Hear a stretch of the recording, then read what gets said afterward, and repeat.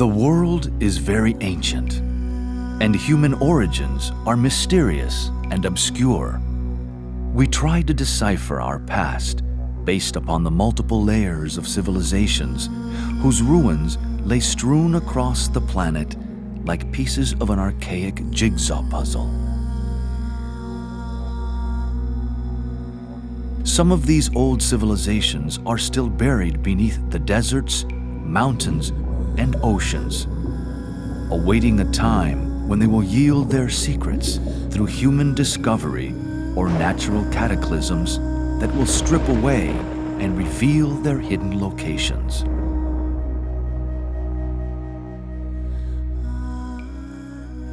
In the unique perspective on history that will be explored in this series, the case for a vaster chronological perspective of history will be investigated, based upon ancient sources hitherto unrecognized by the majority. With limited tools at the disposal of modern sciences, history has been abbreviated into a narrow band that does not sufficiently explain the vast time periods needed to evolve the human form and human consciousness. Deep in our racial memory or collective consciousness lurks the legends and myths of lands and continents that once existed, such as Lemuria and Atlantis.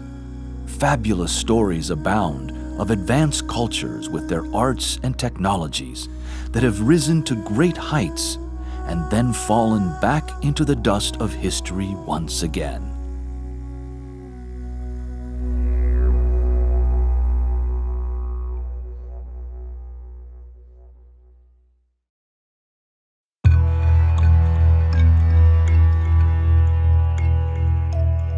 Understanding these rhythms and cycles of time help us to understand that our modern civilizations are not the first to have emerged, nor are they necessarily more advanced than previous ones that have come and gone. This new approach to history challenges the way we think about the past based upon our cultural, religious, and educational conditioning. These structures have helped humanity thus far understand the world, but which in today's rapid acceleration of planetary consciousness are very limited and starting to break down. They are overdue for transformation into a broader, more inclusive vision. The possibility of discovering and understanding the origin of the human soul and its divine pedigree is imminent in our time. We stand before a doorway leading to planetary illumination upon the greatest mysteries of life, the hidden history of humanity.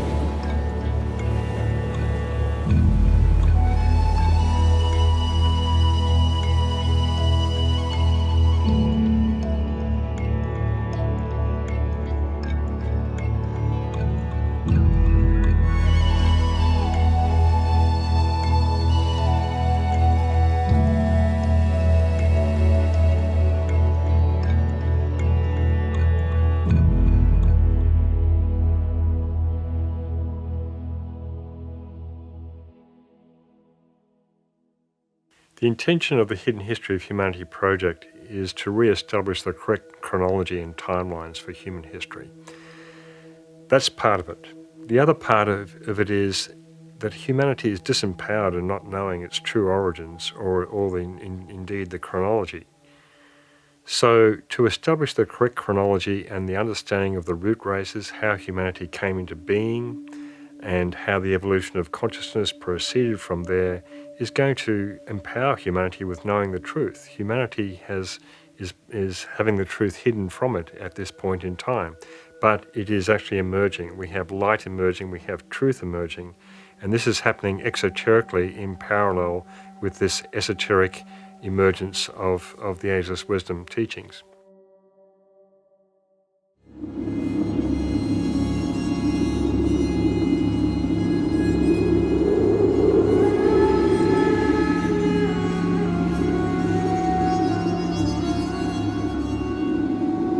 Part of the intention of the Hidden History of Humanity series is to present a chronological sequence of history that demonstrates the evolution of consciousness by humanity, the mystery of when the human soul came into existence and its purpose.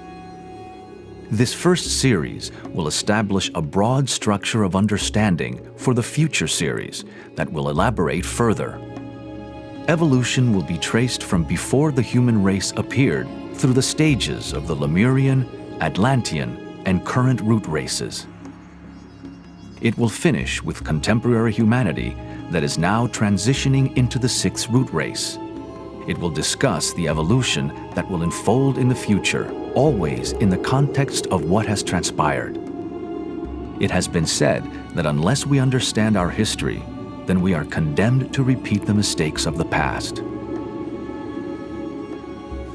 On the scientific side, several key areas will be explored in this history of the root races, such as geology, geography, astronomy, archaeology, and anthropology. From the religious angle, some of the most ancient works will be referenced: the Hindu, Jewish, Persian, Islamic, Buddhist, Gnostic, Celtic, and Christian traditions.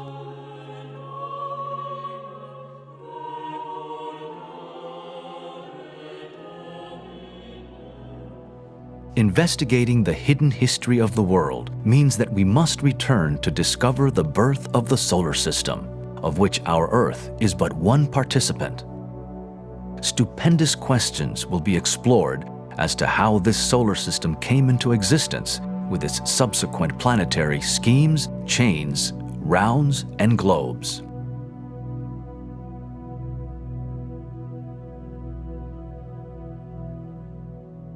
Modern science insists upon the doctrine of evolution. So does human reason and the secret doctrine. The idea is corroborated in ancient legends and myths, and even by the Bible when it is interpreted esoterically.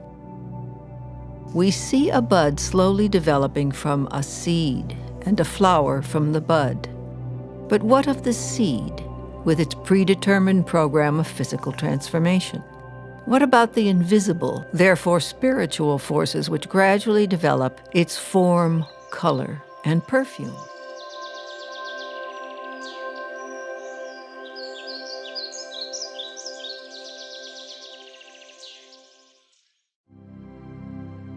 The word evolution speaks for itself. The origin of the present human race pre-existed in its parent race as a seed, in which lies hidden the flower of the next race. The ancestors of the present elephant and lizard may have been the mammoth and the plesiosaurus. Why should not the originators of our human race have been the giants described in the ancient Hindu Vedas or the Book of Genesis? There are several keys to the mysteries, past, present, and future, of the 7 great root races and the 7 great cycles. Every symbol and allegory is said to have 7 keys, the 7 keys to the entrance of the door of the mysteries, and that each key must be turned 7 times.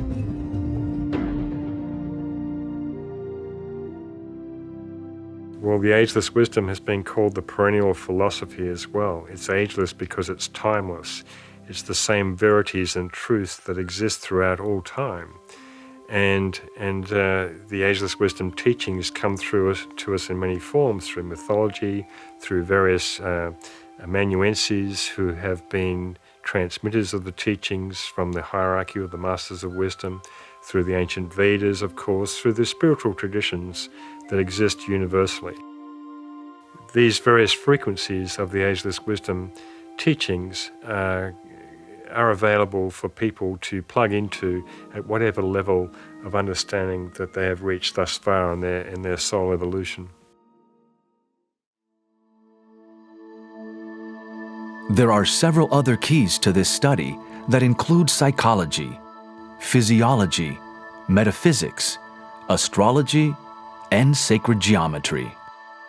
The synthesis of even a few of these keys will shed light upon the evolution of consciousness in the human kingdom, the purpose of the human soul, and its existence.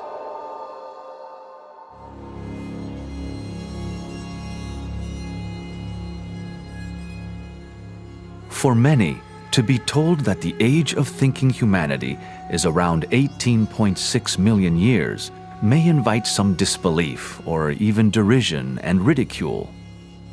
Such is the state of Maya, or illusion, in which we all live, conditioned by thousands of years of wrong thinking, religious propaganda, ignorance, and lack of spiritual education.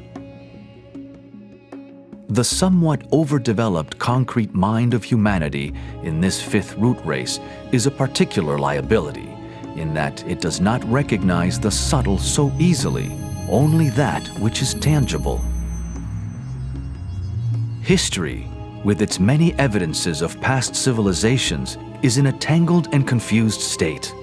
Humanity's approach to our past has imposed upon itself the limitations of dogmatic science and theology, ignoring the ancient traditions that hold the keys to many of these riddles. We live in a time of the approaching astronomical cycle of Aquarius, where the ancient mysteries will be reinstated after thousands of years of being hidden from the eyes and ears of the profane.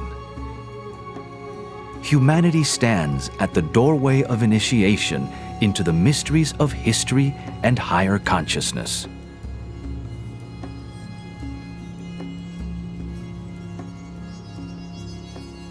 There are many isolated strands in history that can be drawn together.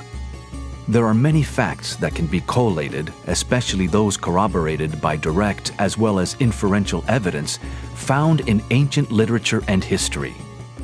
This is one of the fundamental purposes of the Hidden History of Humanity Project's books and video series. Much of this ancient literature is contained within the Hindu Puranas, the Upanishads, the Rig Veda, the Mahabharata, and the Ramayana. This is logical, for the Hindu tradition is the oldest of our current races. In the Puranas, the meaning and chronological order is very clear. We can count generations of the Manus and their series of incarnations as heroes in the old stories. The Manu sets the tone and type of any given race in terms of its evolutionary goal. The ancient book of Manu gives a complete narrative of creation with a chronology of the divine ages of the heroes through to the appearance of man on earth.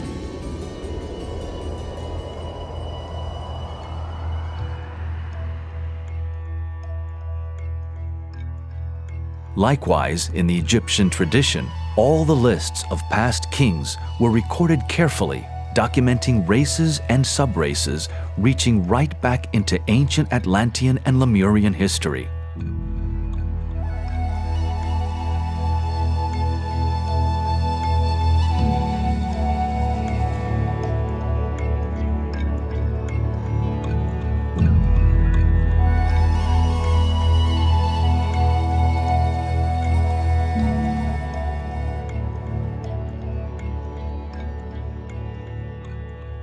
The most recent references to our current fifth root race also come to us from the Old Testament, where the history of all the human races is contained in the first 6 chapters of Genesis.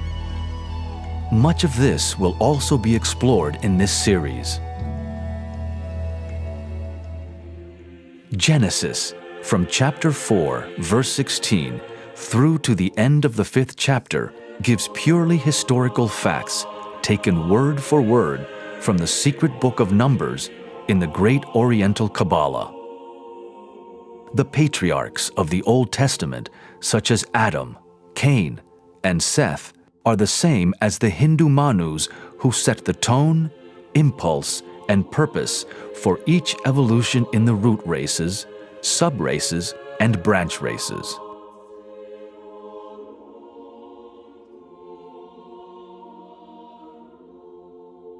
The Book of Revelation chapter 17, verse 10, has preserved a tradition that speaks of the 7 races, where there are 7 kings, 5 of whom have fallen, 1 is, and the other is not yet come.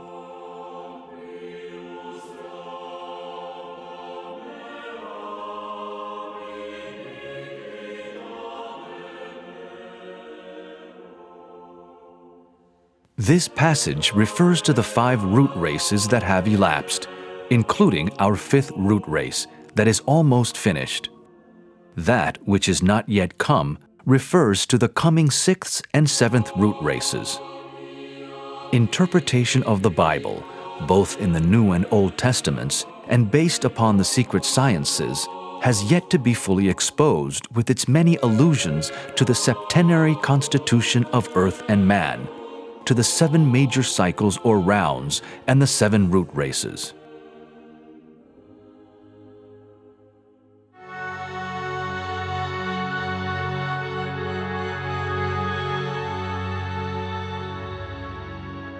The ancient Greek tradition was also a repository of the ageless wisdom, encoded throughout its wonderful and deeply evocative mythology. The Greek allegories give to Atlas 7 daughters, representing the 7 subraces of Atlantis. These daughters are the mothers of famous heroes, the founders of many nations and cities. Astronomically, Atlas's daughters are the 7 Pleiades. The 2 are connected with nations whose destinies are shaped by the past events of their early lives according to universal karmic law. In the Greek tradition, the root races are divided into the Golden, Silver, Bronze, and Iron Ages, and have an identical correspondence to the Hindu Yuga cycles, such as the Kali and Satya Yugas. The 3 one-eyed giants of Greek mythology are a reference to the last subraces of the Lemurian root race. Hence, we can see the sources of the ageless wisdom or perennial philosophy that lay hid in universal mythology and religion. The same or similar stories are told in all cultures, indicating the consistency and veracity of these ancient stories within the collective consciousness of humanity. Mythology is one of the great keys to studying the mysteries, because the mysteries are encoded in mythology, in Greek mythology, in Scandinavian mythology, in mythology of all traditions. Like music, mythology is one of the great universal languages that we can understand and which anyone can tap into quite easily for understanding the archetypes of the gods that are described in the various stories. In mythology, we have the stories of all the planets and their relationship to one another, personified by the planetary gods. We have Zeus, Jupiter, and Mars, and Venus, and Mercury. They all have these various stories which describe their interrelationship with one another. The ancient wisdom teachings are encoded in all mythologies, East and West.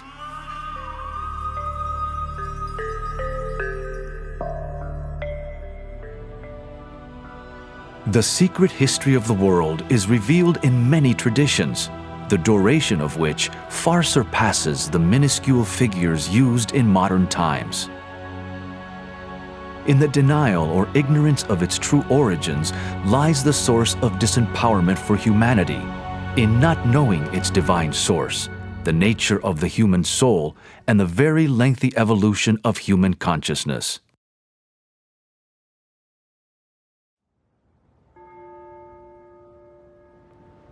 Who today really reflects about our true history and ancient past, preoccupied as we are in a busy world trying to survive? Most people accept the culturally conditioned views of the Western Bible and/or modern science, both of which do not, on the average, offer more than 5,000 to 10,000 years for the origin of human civilization. However, this is changing in some fields of science, going back into hundreds of thousands or millions of years in some cases. In our current fifth root race, resonant with 5, the number of mind, there has been achieved a perfection, refinement, and quintessential expression of the concrete mind. Although this has brought many benefits in science and technology, its shadow expression via the critical mind tends to be separative at the expense of the love principle.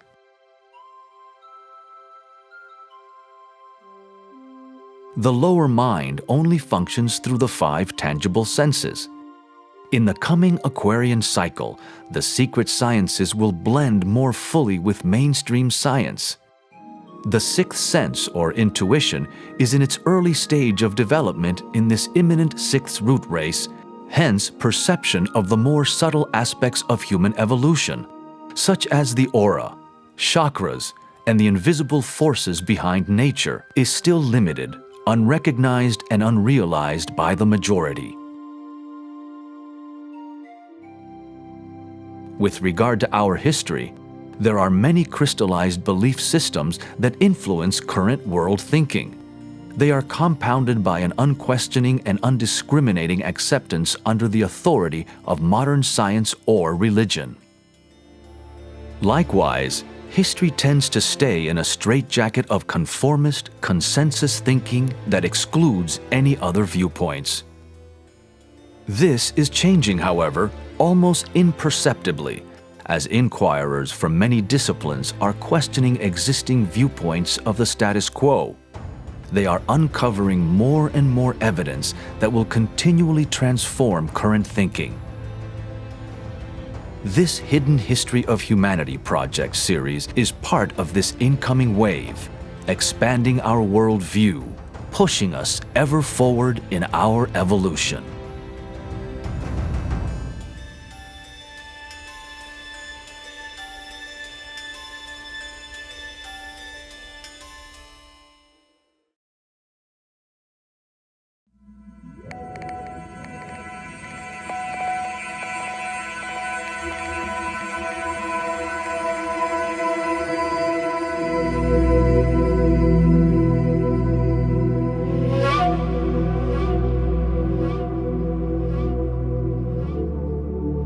There is one boundless, immutable principle, one absolute reality which antecedes all manifested conditioned being. It is beyond the range and reach of any human thought or expression. The manifested universe is contained within this absolute reality and is a conditioned symbol of it.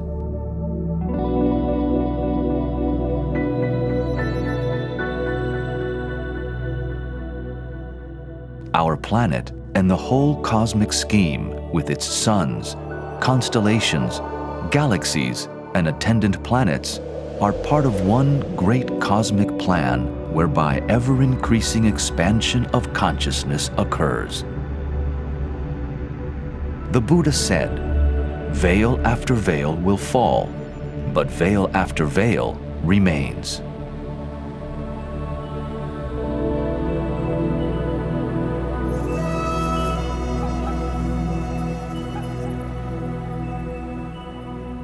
The cosmos is ever expanding.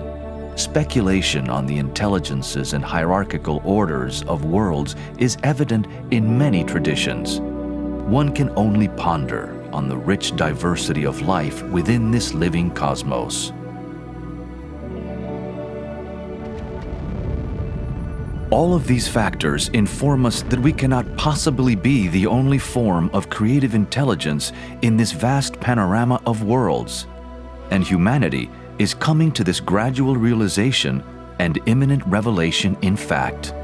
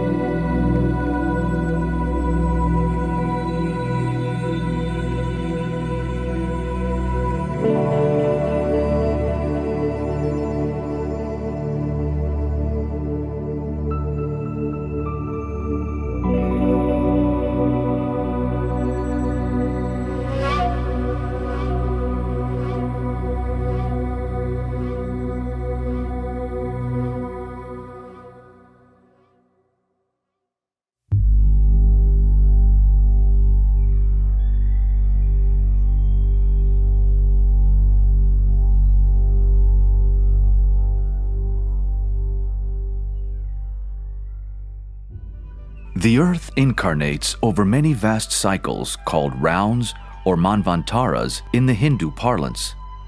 These cycles pour through the various so-called globes, chains, and schemes of Earth evolution.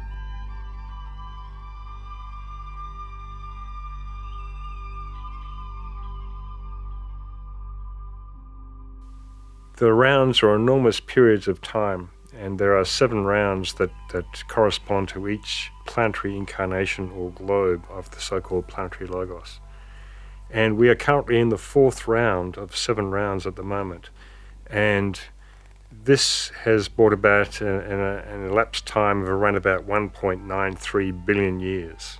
We are halfway through this globe period. And these rounds are broken up into 2 other lesser cycles of 317 million years each, and these are called manvantaras. Manvantara, though, can be a generic name applied to any cycle. It literally means between 2 manus, and the manu is the being who sets the archetype for any particular race.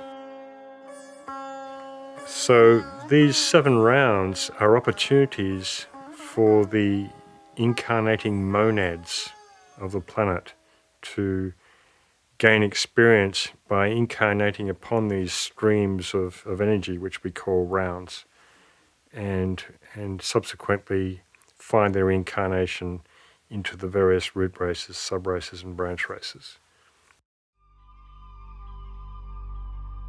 In this diagram of the Earth scheme are 7 large circles called chains. Within each of these large circles are 7 smaller circles called globes. The planets are called schemes because behind the visible outer planet are a series of worlds in more subtle matter called globes and chains. A planetary scheme holds within it the microcosm of the entire solar system. Our planetary logos, which is the ensouling entity of our physical Earth, undergoes many incarnations, which are called globe periods. There are 7 globes that are contained in a chain of globes. These 7 chains in a scheme make a total of 7 times 7 equal 49 globes. They represent past and future incarnations of the life we call a planetary logos, or God, upon our planet. Note that the current incarnation of the Earth is chain number 4, the central chain of the 7 chains.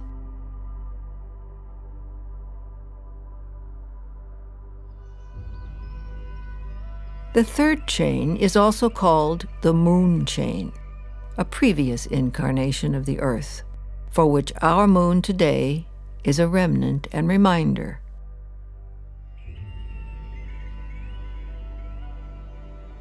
So the rounds and globes and chains refer to the greater picture of evolution. So if we're considering the whole solar system as an incarnation of the great life that emanates from Sirius, then we can get into a little bit more detail within the solar system. Every planet in the solar system is regarded as a planetary scheme, and within that scheme exists the globes and the chains of each particular planetary scheme, which is a microcosm of the entire solar system. So various globes and chains within the Earth scheme are named the Neptune chain or the Venus globe and so forth. And of course, all these planetary schemes within the solar system are connected to one another.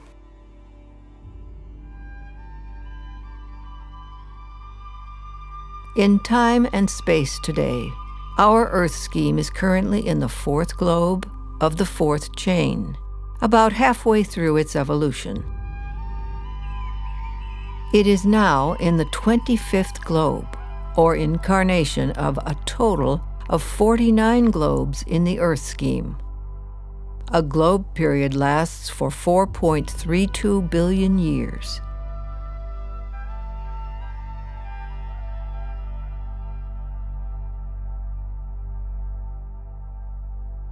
The solar system as a whole is said to be at the middle point of its evolution, but on a much larger scale of some 155 trillion years. The Yuga cycles have been described as symbolic by many modern scholars, but they are also literal in terms of time measurement.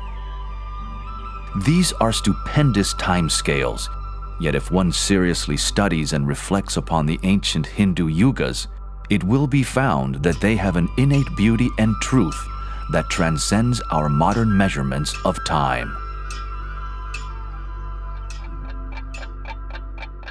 The law of periodicity is basically the science of cycles.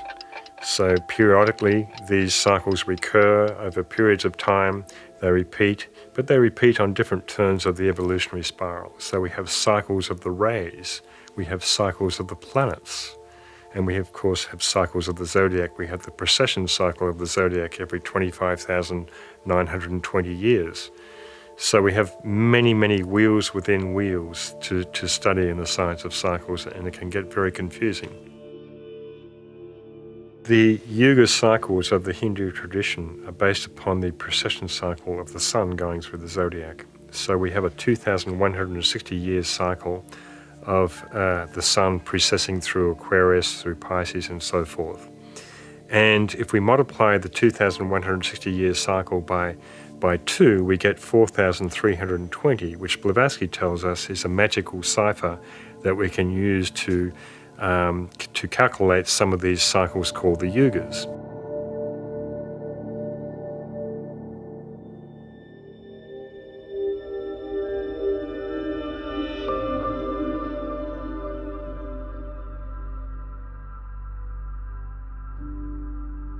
Here is a simple representation of the proportion of the 4 yugas that comprise a Maha-yuga, or Great Wheel.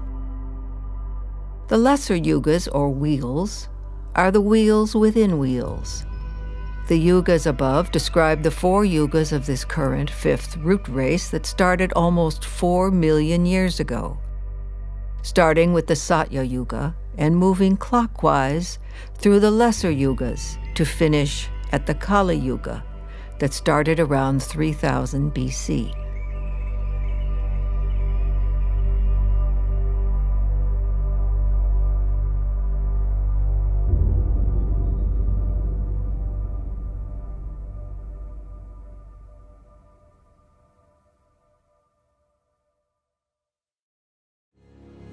Humanity has required eons for physical and mental development to evolve into its relatively sophisticated modern state. What do you think? Have you ever wondered just how long it has taken human evolution to unfold?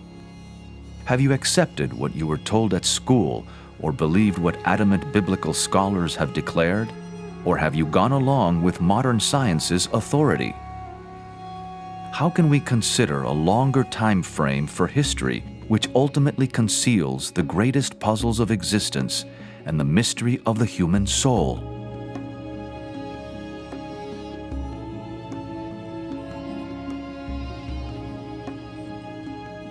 When the traditions of the most ancient cultures are consulted, we find, for instance, that the Hindu Tamil calendar, known as the Tirukanda Panchanga, gives the beginning of our strictly human evolution in this cycle at around 18.6 million years. These cycles also go back into trillions of years, and the Mayans have documented them in the billions. Are these figures fanciful, symbolic, or factual and literal? Although there are paradoxes about certain timescales between ancient sources and modern science, there is agreement about some of the really big cycles. For instance, noted scientist, the late Carl Sagan, said, "The Hindu religion is the only one of the world's great faiths dedicated to the idea that the cosmos itself undergoes an immense, indeed an infinite, number of deaths and rebirths.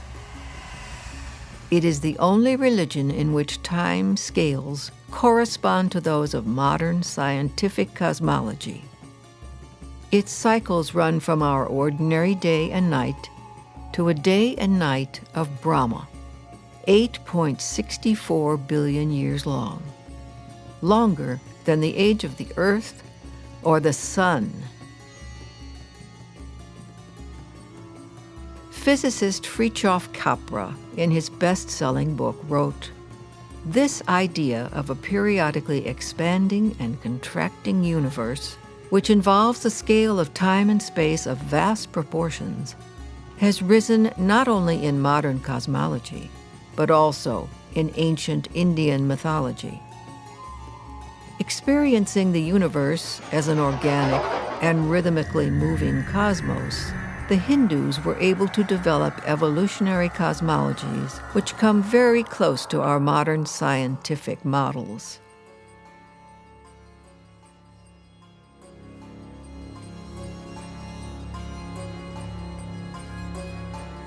Revitalizing the truths of this existing paradigm of the science of cycles is another purpose of the Hidden History of Humanity project. It is an inherent part of the ancient wisdom of several cultures, part of our racial memory that we can all intuitively tap into, recognize, and understand. The key is to experiment with these laws by not dismissing them out of hand. Inquirers in their specific disciplines may find a great expansion of understanding through the application of the law of cycles.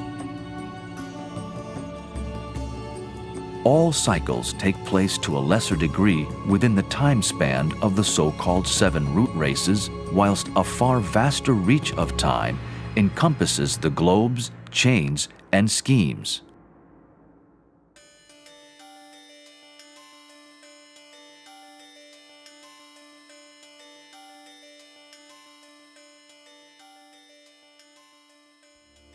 Humanity is somewhat disempowered in not understanding its past, which is the origin and purpose of the human soul. Also, there has not been a fixed time from which to reckon, by which to measure history. And saddled with the shortened chronology that is supposed to explain the entire unfoldment of the human race, a distorted reality has been created. The spiritual path is one of forever peeling back layers of illusion, and the mystery of human evolution is one of the greatest secrets yet to be fully revealed.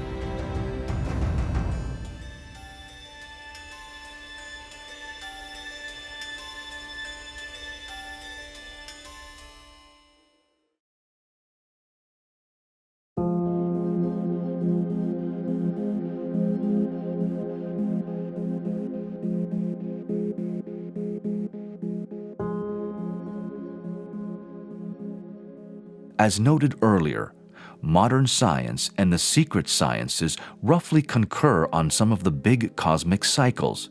Yet it is ironic that in the time scales for the sciences, such as archaeology and anthropology, there is required a huge addition of time for the birth of civilization, from 3000 to 4000 BC back to 18.5 million years.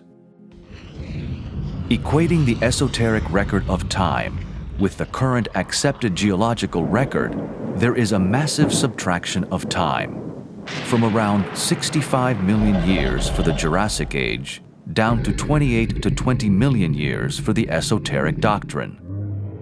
The big dinosaurs may well have existed 65 million years ago, yet the esoteric doctrine states that the reptile extinction was closer to 20 million years ago. Disparities and contradictions abound, yet they are not unresolvable or irreconcilable. Consider that around 500 years ago, it was thought that the sun orbited the Earth and that the Earth was flat. Now, that illusion has been stripped away and transcended thanks to the astronomer Copernicus. Yet despite all the amazing scientific advances since then, accompanied by expansions of human consciousness with regard to Earth's true history, in some ways we still live in relatively medieval times. Now, humanity's next phase of penetrating the veil of Maya is to understand just exactly how old it is.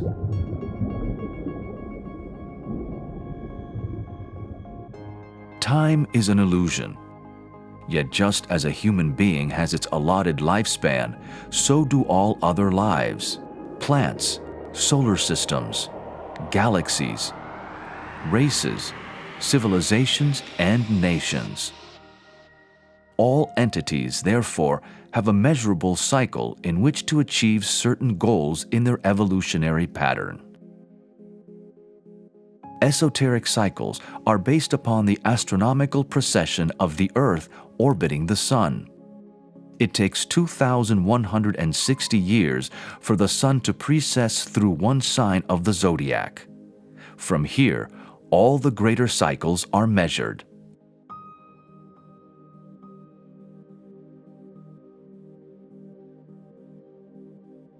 In this simple table, the chronology of science is on the right-hand side, whilst the chronology of the secret sciences is on the left. The figures are in millions of years. Even though there are large disparities between the figures, when more understanding of the process of dating the Earth is acquired, these figures will concur with one another. In this table, we can see that the astronomical precession cycle of 2,160 years is the basis for all the greater cycles, of how 12 of these cycles create a great year of 25,920 years, of how multiples of the 4,320 cycle create the figures of the Hindu yugas. And then as we move down the table, we can see how these yugas mathematically compose the Mahayugas and the Manvantaras, or rounds.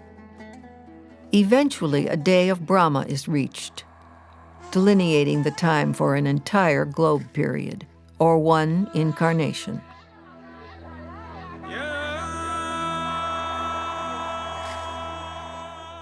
In each globe incarnation of Earth, there are 7 major cycles of evolution, also called rounds. The rounds are composed of 2 cycles each, called Manvantaras, that total 14 in all.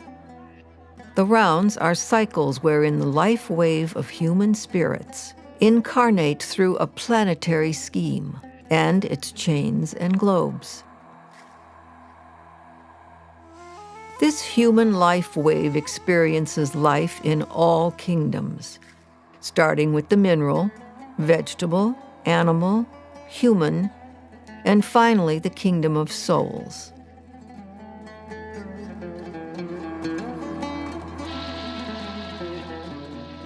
What is our purpose as spiritual monads to embark upon such a long journey through all the kingdoms?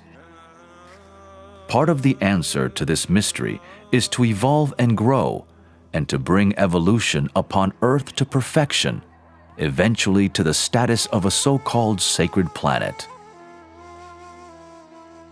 This has ramifications for the greater life of the solar system and its own evolution as a whole.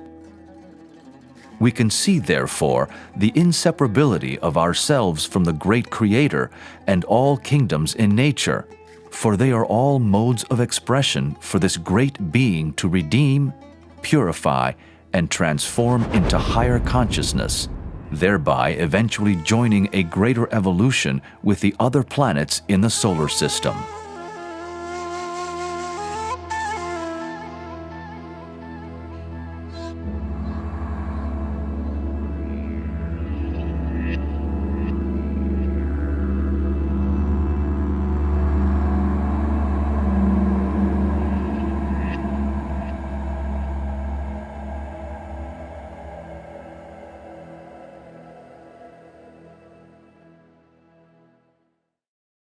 Now, the rounds are the cycles of time of the various groupings of monads that cycle through the globe and chain of a particular scheme. The rounds extend for a period of 617 million years, and they are composed of 2 Manvantaras, which are 308 odd million years each. And so there is a certain inbreathing and outbreathing of these Manvantaras, or cycles of time. In each of the great cycles we call rounds, there are 7 root races. Combined with the 7 rounds, this makes a total of 7 times 7, or 49 root races in a globe period. As above, so below. Just as we explored the 49 globes of the planetary scheme, so this evolution is reflected in the 49 root races in just one globe period. These rounds and root races provide the physical body of incarnational experience for our Earth Logos. Human souls are light cells within this greater body of God. Within each root race are 7 subraces, and within each subrace are 7 branch races. 7 times 7 times 7 equals 343 races, all with their allotted cycles, providing a highly diversified human expression throughout the ages. The branch races, in their turn, give birth to the nations.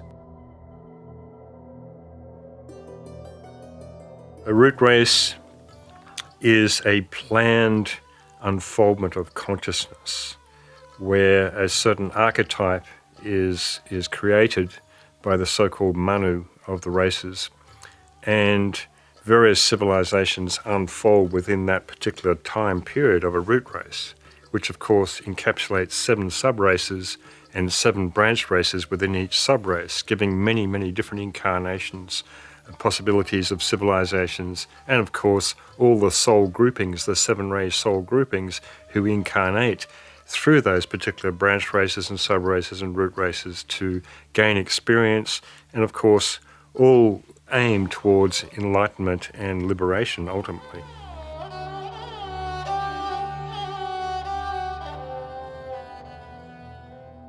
Hence the nations that come and go are the leaves upon this tree of life. They have their autumns and springs and constitute the shortest cycles of a few thousand years. The smaller branches that support the leaves are the branch races with cycles that correspond to a 26,000-year precession cycle. The larger branches embody the much larger cycles of the subraces. The trunk of the tree represents the largest cycle embodied by a root race. All the races and subraces that evolve are seeds for the next level of evolution. All races and subraces have a long overlap, so whilst one race is unfolding, it will give birth to another distinct race that will unfold on a partially parallel timeline. Although this is a 2-dimensional diagram, we can think of time and evolution as spiralic.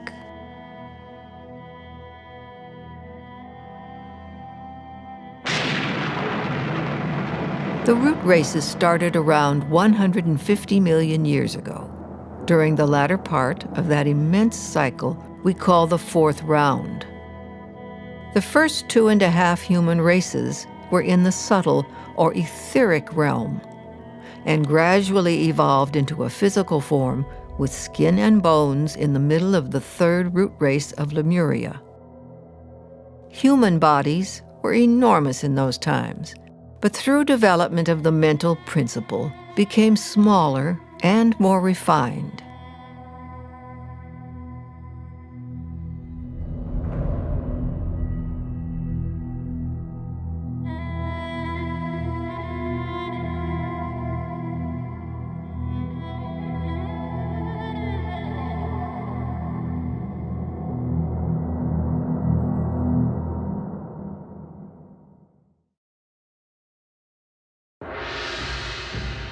Halfway through the 3rd or Lemurian root race, in the precise evolutionary cycle, a magnificent preordained spiritual event occurred on earth. It was the coming of the Lords of Flame, who imparted the spark of mind to humanity. This was a humanity who were hitherto only members of the animal kingdom, with animal instinctual awareness and in reality no mind. This period is known as individualization, and it is where Earth's greatest mysteries lay hidden. The Lords of Flame are also known as Kumaras and emanated from an evolution from within the Earth scheme called the Venus chain. It was an evolution associated with Venus, but not from the planet Venus per se. Remember, each planet is a scheme of chains and globes, which are a microcosm of the great solar system. The planets sing together, creating the music of the spheres, a cosmic symphony.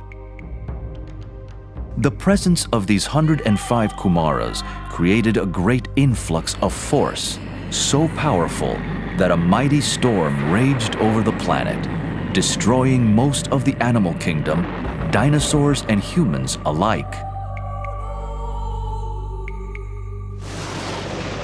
The advent of the Lords of the Flame, the electrical storm which ushered in the period of man, was distinguished by disaster, chaos, and the destruction of much of the animal kingdom. The spark of mind was implanted in humanity. The strength of its vibration and the immediate effect of its presence caused the death of the animal form, thus producing the immediate possibility of the newly vitalized soul bodies, vibrating to such purpose that new physical bodies were taken for incarnation.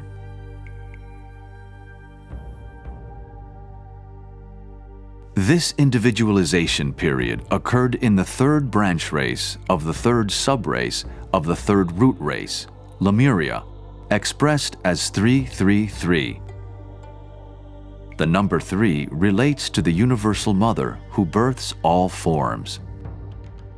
The individualization process started 21.6 million years ago, the chronology of the secret sciences that pinpoints the death of the dinosaurs. After a few million years, the individualization process for various groupings of humans culminated 18.6 million years ago, with the final registering of this spark of mind. Consciousness was not instantaneously received, like turning on a light switch. Groups of souls needed special attention by the guides of the race in this 3 million year period to fan their spark into a flame.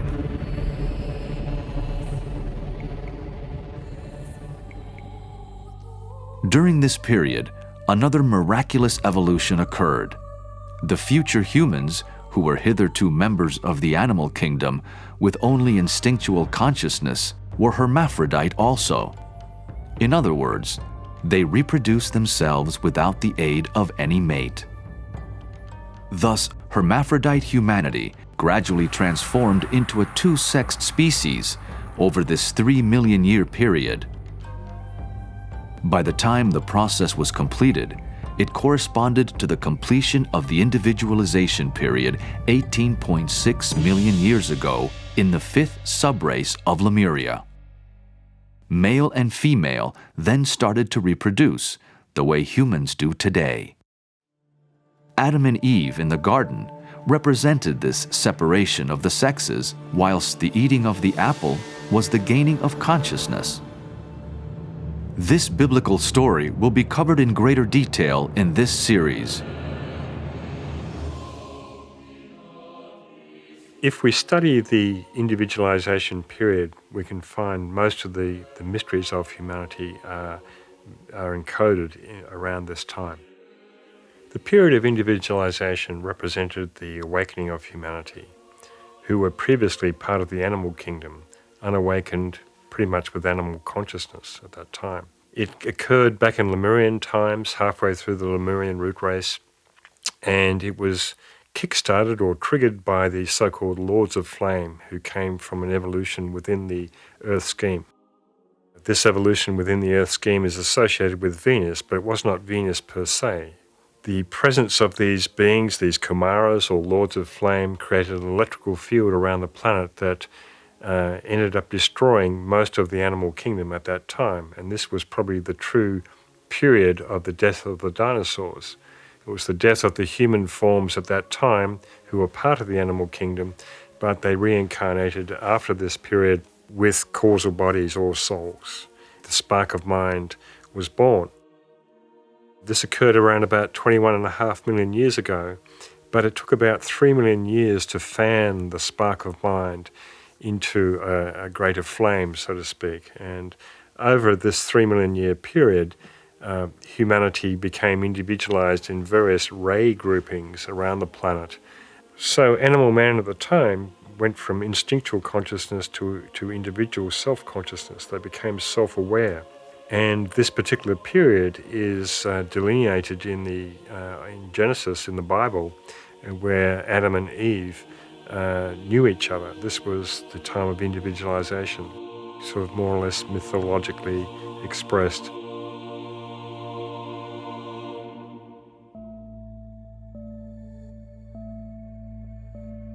This table shows the timeline that corresponds to these subrace events in Lemuria.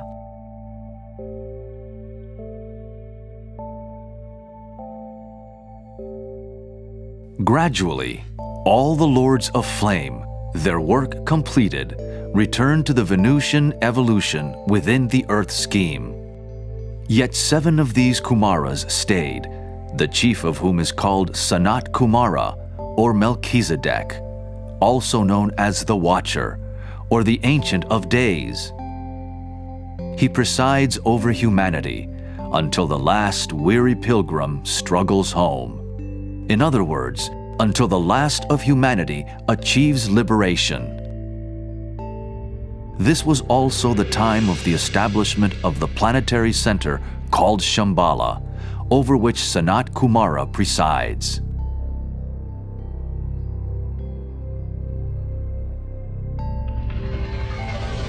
The following table shows that Shambhala's establishment coincided with human individualization. The being whose body is our planet utilizes the human races for expression. Here again, we see our inseparability from deity, and that our evolution contributes to the greater evolution, and vice versa. In the table, we can see these chronological correspondences with the subraces and root races.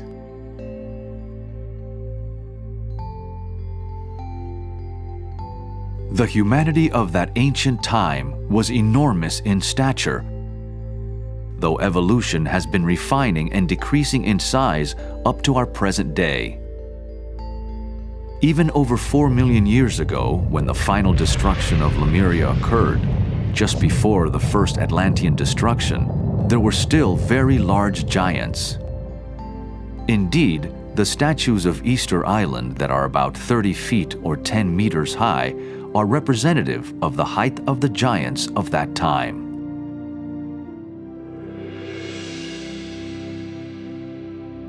Of all the mammalians, man is the only one whom science does not allow to have dwarfed down like all other animal frames. A decrease in size is allowed from the dinosaurs to the present-day reptiles, but not for man. This is partly due to the so-called lack of evidence of physical skeletons, because of factors such as the action of sand on the ocean floor upon bones, or that cremation was universal up to 100,000 years ago. This will also be explored in depth later in this series. Because such a small time period of 6,000 to 10,000 years for human development has been assigned by contemporary science, it does not allow sufficient time to entertain the idea that giant humans gradually decreased in size over a period of millions of years in parallel with the reptile kingdom. In other words, in Lemurian times, humans were about the height of dinosaurs. Over the past 20 million years, reptiles and humans have decreased to the size they are today.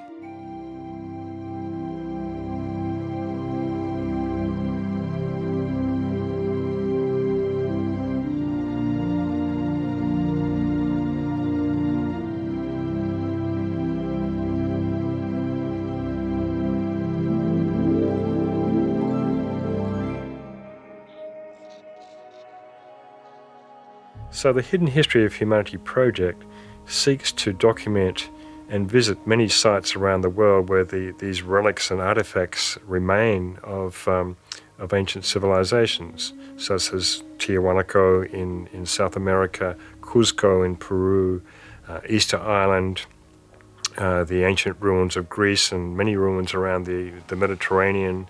They're extant across the whole planet. In fact, this architecture is called Cyclopean pentagonal architecture, which are odd-sized blocks, but quite often with 5 sides, fitting perfectly into one another and creating earthquake-proof walls and buildings. And so we have many instances of ruins extant around the world that have this kind of architecture. For instance, in Mycenae in Greece, we have these marvelous ruins that look like they've been built by giants. And in fact, part of the Hidden History of Humanity project looks at the evolution of the human form from giants down to the size that we are today.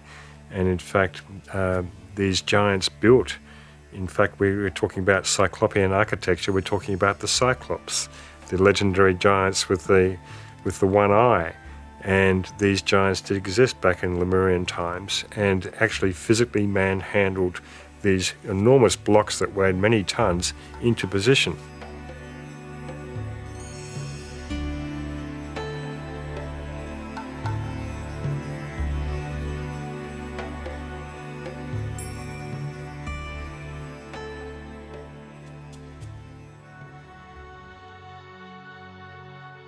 The Titans of old and the Cyclops, legendary three-eyed mortals, belong to the 4th Atlantean root race.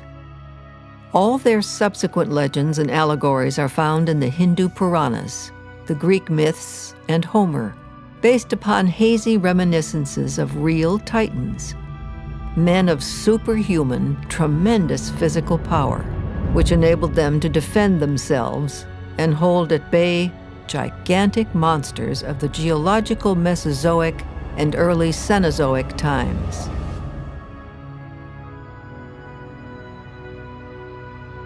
In the mythology of the ancient Cyclops, the 3 giants with one eye are said to represent the last 3 subraces of that newly conscious Lemurian race. At the peak of physical development in Atlantis, they have been described as towering giants of godly strength and beauty and the depositaries of all the mysteries of heaven and earth.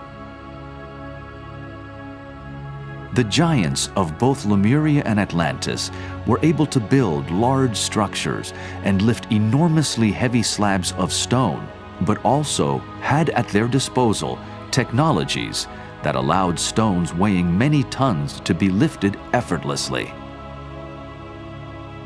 An imperishable record about the gradual evolution of the races has been left for us in the Bamiyan statues of Afghanistan. They were created during the Atlantean flood, when initiate adepts of Atlantis were taking refuge in the Central Asian mountains. The 5 different sizes of these statues are said to represent the height of the 5 root races in their enormous early etheric stages and in their later still gigantic and then smaller physical development.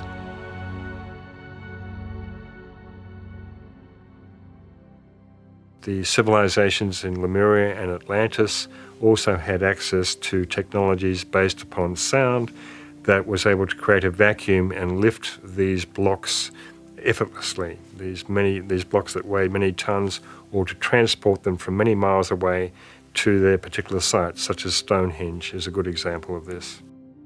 And in many of the mythological stories in South America, in the Celtic countries of Europe, we find very similar stories of a magician or a sorcerer who transported these stones from many miles away effortlessly through the air.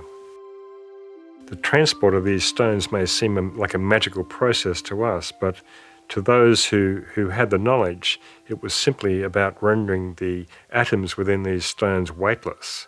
And this is the science of magic.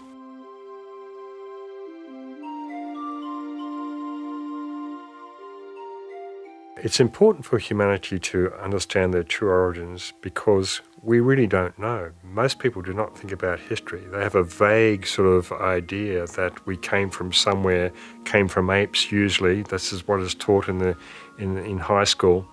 And we evolved from apes somehow into human beings. Well, the secret doctrine states the opposite, that in fact apes were a byproduct of human evolution that went wrong at one stage back in Lemurian times. It was not part of the plan of planned evolution. These beings, the so-called narrow-headed, I think Blavatsky gives one term, bred with animals that created monsters, all sorts of hybrids that were unintended for the evolutionary goal. Apes of today are descendants from some of these hybrids and monsters that were created back then, and are a reminder of the human transgression that took place back in Lemurian times.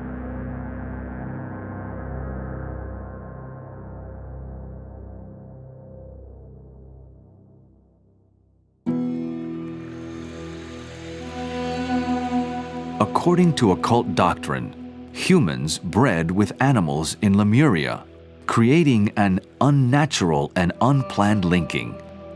The hybrid monsters created were the ancestors of our modern apes. At individualization, certain groups of souls refused to incarnate because they regarded the bodies at their disposal as too coarse. They were ultimately responsible for the groups of humans that caused this evolutionary anomaly, the so-called sin of the mindless.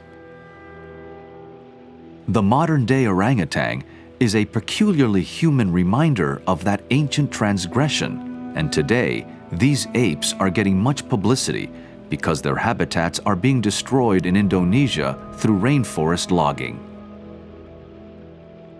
When the unplanned inbreeding occurred with animals, the celestial guides immediately struck some groups with sterility in order to halt that which was not in the program of the divine plan.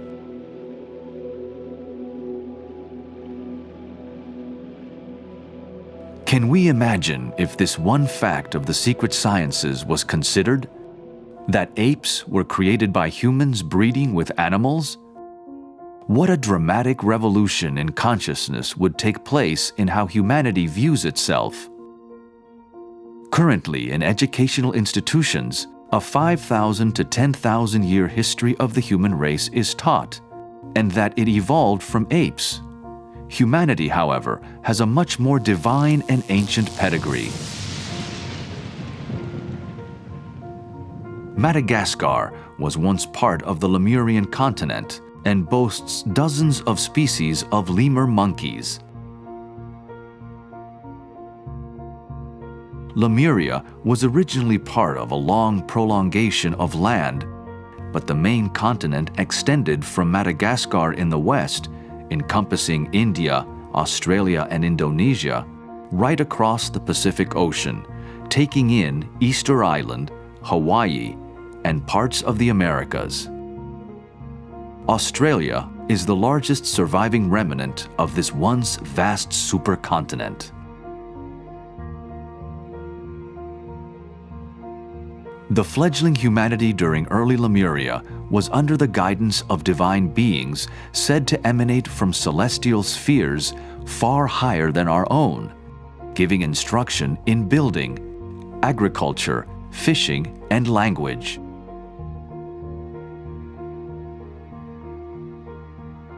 These divine beings are the source of modern speculations that Earth has had many visits from ancient aliens. These same speculations tend to attribute everything to them, which is not necessarily the case.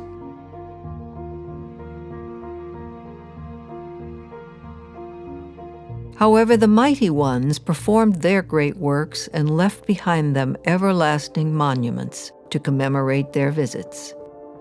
Every time they penetrated within our veil of illusion, they appeared at the beginning of every great year, or precession cycle of 26,000 years.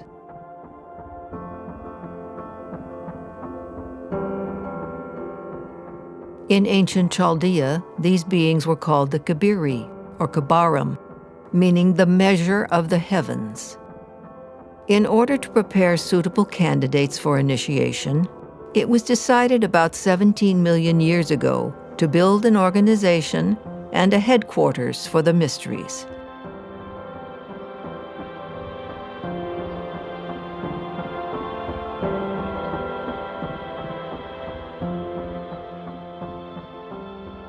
Today determines the astronomical conclusion of one precession cycle and the beginning of another. Can we again soon expect visits from the mighty ones, or are they already here? The many daily occurrences of UFO sightings may well indicate them making observations of how humanity is responding to its opportunities.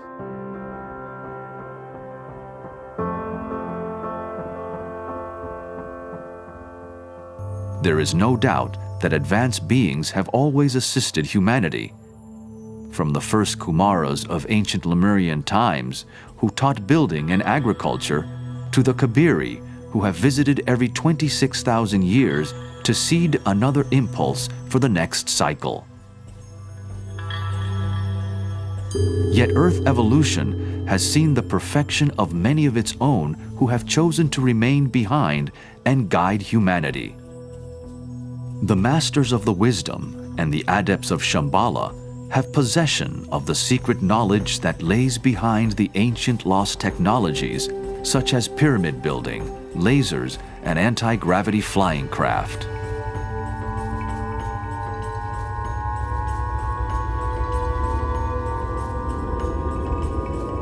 All of these technologies have been gifts to humanity from the mighty ones, whose origins may go well beyond the solar system to star systems, such as the Pleiades, Orion, or Sirius. Yet because of abuses of those gifts, these God-given things have been taken back, as a parent takes matches away from a child.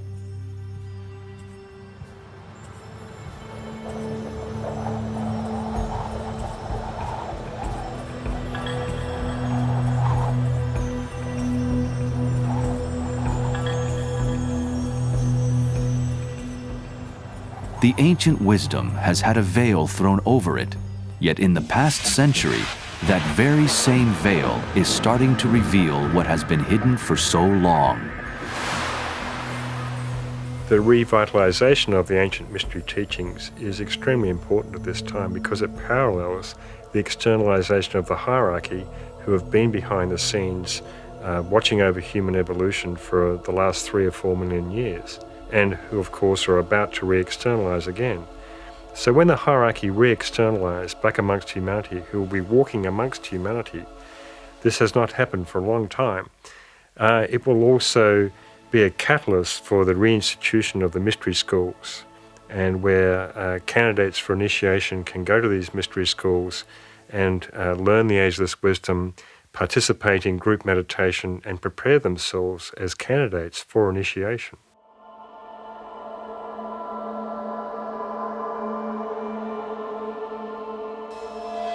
Unlike ancient times, when the human race was guided by mighty celestial beings, the guidance now comes mainly from the secret adepts, those who have run the full gamut of human existence and become perfected, whose spirits have triumphed over matter and who can bend matter to their will, who now serve humanity by watching over and guiding their progress, allowing as much as possible for human free will to determine its own destiny.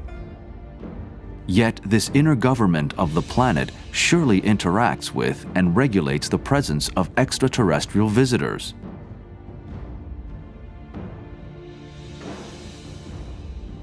In our current fifth root race, there is an accent upon the perfection of the lower mind, somewhat to the exclusion of the more subtle senses of the intuition and the inner wisdom.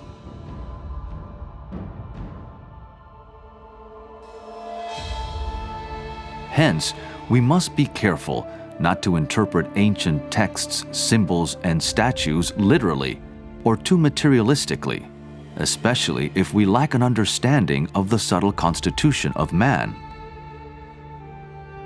The ancients were far more poetic and artistic in their expression of the inner secrets. Many phenomena can be speculated to have origins beyond our Earth, and indeed, there are some who look entirely through this prism. Yet many phenomena, if not most, are generally generated within the Earth due to the law of cause and effect, or karma, and the rectification of natural laws and principles which govern Earth life.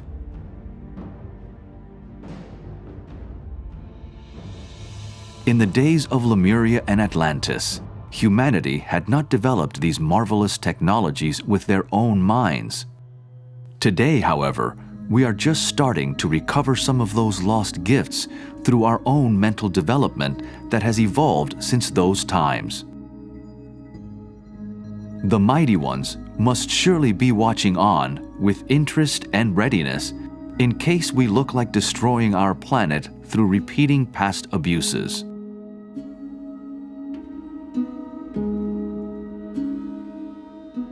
So the reason for this series of documentaries is to really illustrate how the true history of humanity has unfolded and how humanity can be empowered by knowing its true origins and knowing where it stands today in time and space. And this will help people to make decisions about their future and to play their part far more consciously within the greater divine plan.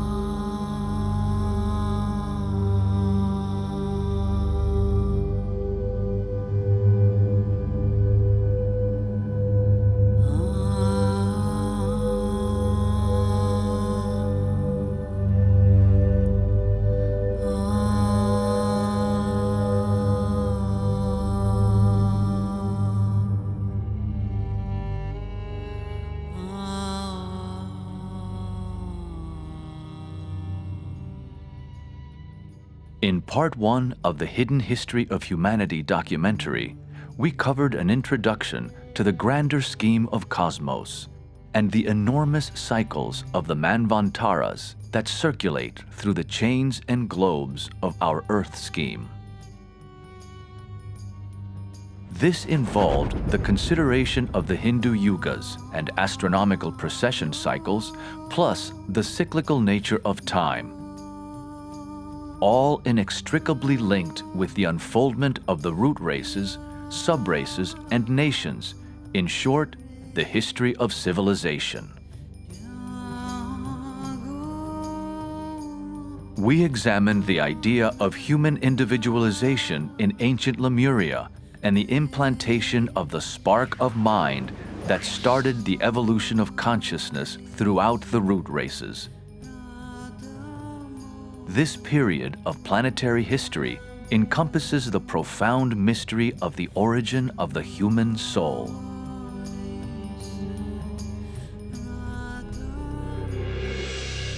The nature of the planetary center we call Shambhala was explored, plus those who guide humanity, the lords of the flame, the mighty ones, and the masters of wisdom.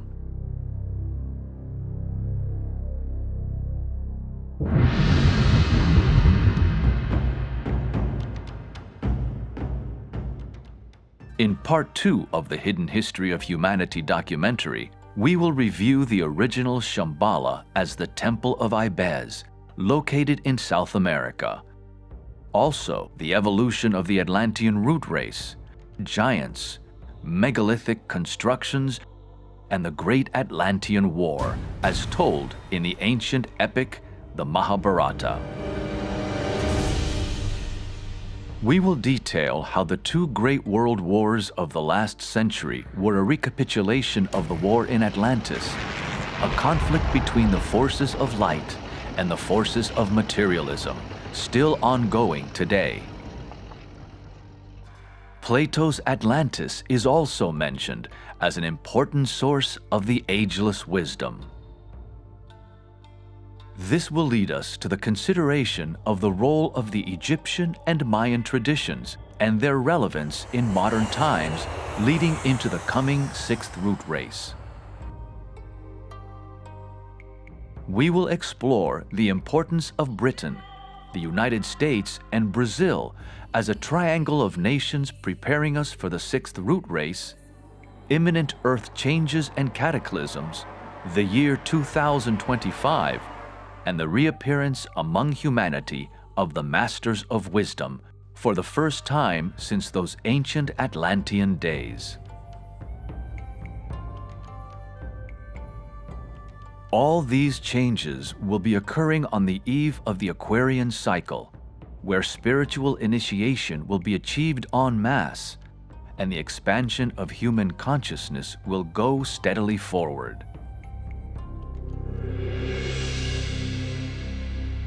This period of awakening is upon a higher turn of the evolutionary spiral to humanity's individualization, which occurred in ancient Lemuria when the planetary center known as Shambhala was established.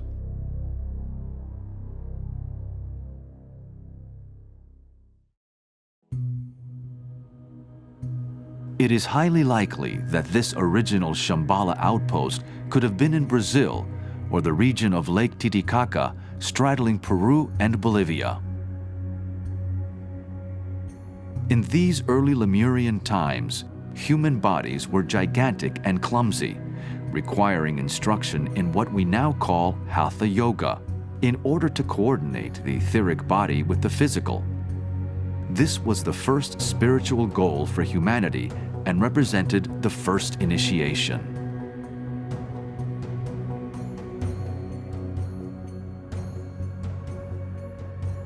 In order to prepare suitable candidates for initiation, it was decided about 17 million years ago to build an organization and a headquarters for the mysteries, and to have a band of adepts and celestial guides who would function in physical bodies to meet the need of the rapidly awakening humanity.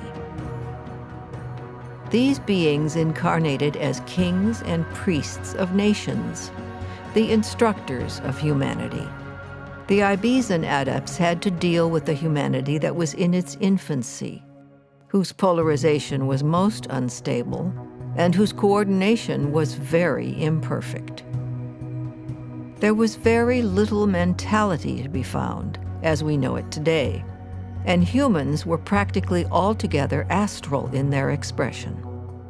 They functioned even more consciously on the astral plane than on the physical, and it was part of the work of the guides of the race, working under instruction from Shambhala, to develop the energy centers of humans, to stimulate the brain, and make them fully self-conscious on the physical plane.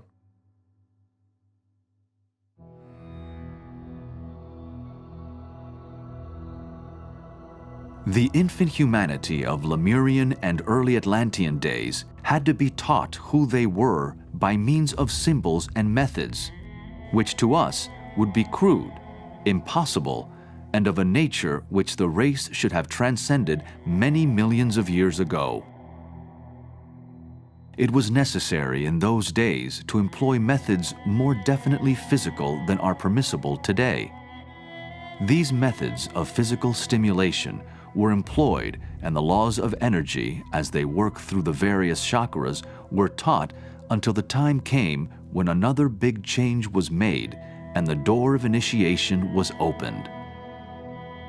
Their objective was to bring about a realization of the kingdom of God within.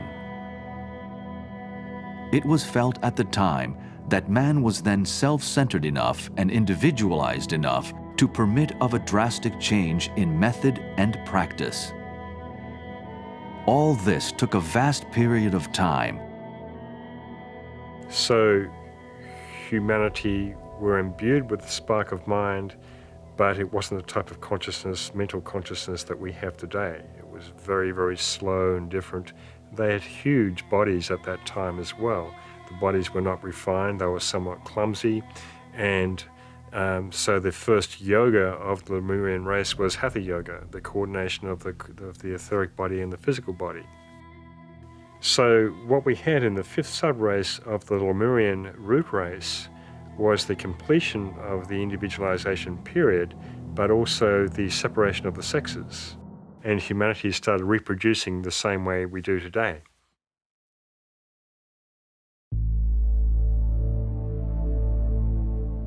Almost immediately after individualization in Lemuria's fifth subrace, the Atlantean fourth root race came into existence and developed in parallel with the Lemurians for millions of years. It was in the Atlantean race that two-eyed sight evolved over a few million years, replacing the original all-seeing eye of the Lemurians. There were three-eyed beings in that interim period that also had 4 arms. Gradually over the next few million years, as the Atlantean or fourth root race came into fuller expression in its first few subraces, this all-seeing eye at the top of the head receded into the brain, where its remnant, the pineal gland, sits today. Two-eyed sight represented the development of mind, and in one sense, duality. From one perspective, the Lemurians were far more spiritual, whilst the Atlanteans were deeply immersed in matter. But it can be misleading to think this way. The ancient story of the fall is simply the fall into matter by human souls and not necessarily a fall from spiritual grace. The fall from grace was the refusal of a group of souls to incarnate, thus bearing responsibility for the so-called sin of the mindless referred to earlier. A long time later, after the separation of the sexes, humanity's spiritual vision became dim, and the third eye began to lose its power. The third eye was getting gradually petrified and soon disappeared. When the fourth root race arrived at its middle age, the inner vision had to be awakened and acquired by artificial stimuli, the process of which was known to the old sages.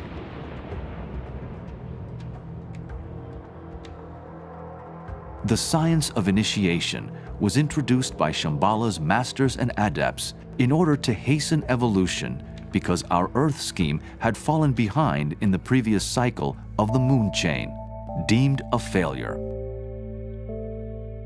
Hence, Earth has 2 major groupings of souls today, those who individualized on the moon and Earth chains respectively.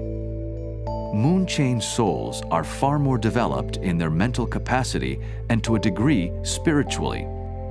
However, there is now a rapid acceleration by their Earth chain counterparts in this current 5th root race, the race where the mental principle has reached its apotheosis.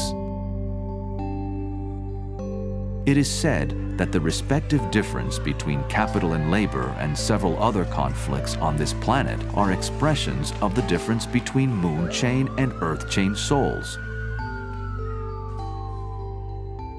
Essentially, there are 2 types of souls upon this planet. There are those who evolved in the moon chain evolution, who individualized in the moon chain evolution, and those who individualized in the Earth chain evolution in our civilization we call Lemuria.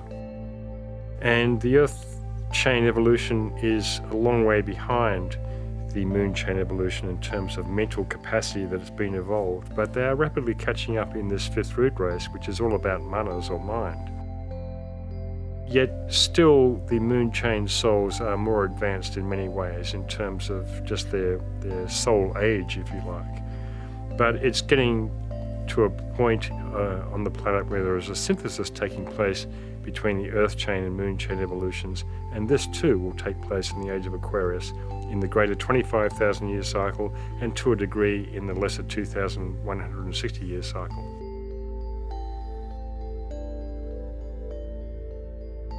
The early subraces of the fourth Atlantean root race saw an acceleration of consciousness take place, caused mainly by the large influx of souls from the moon chain.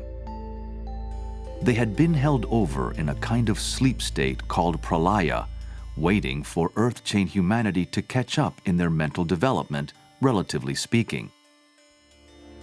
In Atlantis, many scientific technologies were gifted by the guides of the race to humanity. Astronomy and astrology came about. The arts and sciences were developed. In the esoteric sciences, it is estimated that this period was around 10 million years ago. Other gifts were the artificial awakening of psychic perception within the race.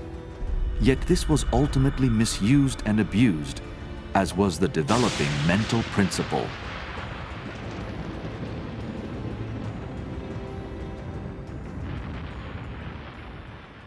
And so for several million years we had the subraces of Lemuria intermingling with the subraces of Atlantis. The first few subraces of Atlantis and the latter subraces of Lemuria. They warred with each other, they interacted with each other, they mated with each other. There was a lot that we don't know about this period. And so the consciousness in Atlantean times was relatively unevolved. They were mainly emotionally or astrally polarized. And so the guides of the race awakened them artificially. They had the third eye factor in their consciousness awakened, and they were able to see psychically. And because they had not developed the mental capacity so much, they were given many gifts of technology by the guides of the race. And yet many of these things, these powers that they were given were abused, and this is why the guiding hierarchy of the time forced humanity to make a choice, because these abuses were getting so out of control. And one of the major abuses was the crime of theft, of desiring anything that others wanted and appropriating it for themselves. There was also sex magic, black magic of all kinds. The humanity of that time were far more emotionally polarized. They hadn't really developed the mental function so strongly except for the initiates and disciples of that time. Of course, we're told that the Krishna and the Buddha were initiated in a particular ashram during Atlantean times, and they were the foremost, they were the cream of the crop, they were the foremost initiates of that time. This particular evolution of a certain percentage of disciples from the Atlantean time also forced this cleavage between light and matter, you see. And it represented, in terms of looking at the whole chain or globe period from the greater perspective, the deepest incarnation into matter for the planetary logos at that time. So it was a huge planetary crisis and a kind of initiation of sorts for the planetary logos. Toward the middle period of the Atlantean civilization, in the fourth branch race, fourth subrace of this fourth root race, or 444, about 4 million years ago, emerged a great crisis caused by the abuses of selfishness and materialism. The watching guides of the race who walked amongst humanity and who were leaders and kings of nations had to draw a line, declaring, "This is the way of light. There is the way of darkness. Humanity, make your choice." This ultimatum precipitated the Atlantean conflict, as told in the Hindu epic, the Mahabharata. it represented the deepest point of incarnation into matter for our Earth deity.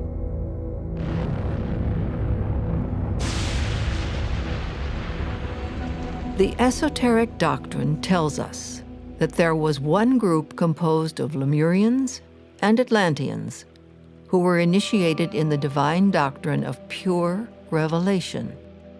Yet there was another group who inhabited the lost Atlantis and were born with a sight which embraced all hidden things and was independent of both distance and material obstacle. Their sight was unlimited, and they knew all things at once. They were natural-born mediums who neither struggled nor suffered to obtain their knowledge, nor did they acquire it at the price of any sacrifice. The first group walked in the path of their divine instructors, acquiring their knowledge by degrees, learning at the same time to discern the evil from the good. The second group blindly followed the insinuations of the great and invisible king Thivatat, who had neither learned nor acquired knowledge. Thus, under the evil insinuations of this king, the Atlantean race became a nation of wicked magicians.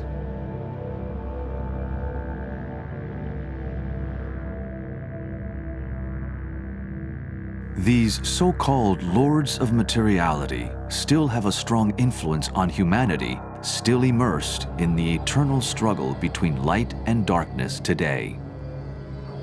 This period of time was the Kali Yuga cycle of the fourth Atlantean root race. The Kali Yuga is the age of death and destruction, and the Atlantean race was giving birth to the next, fifth root race.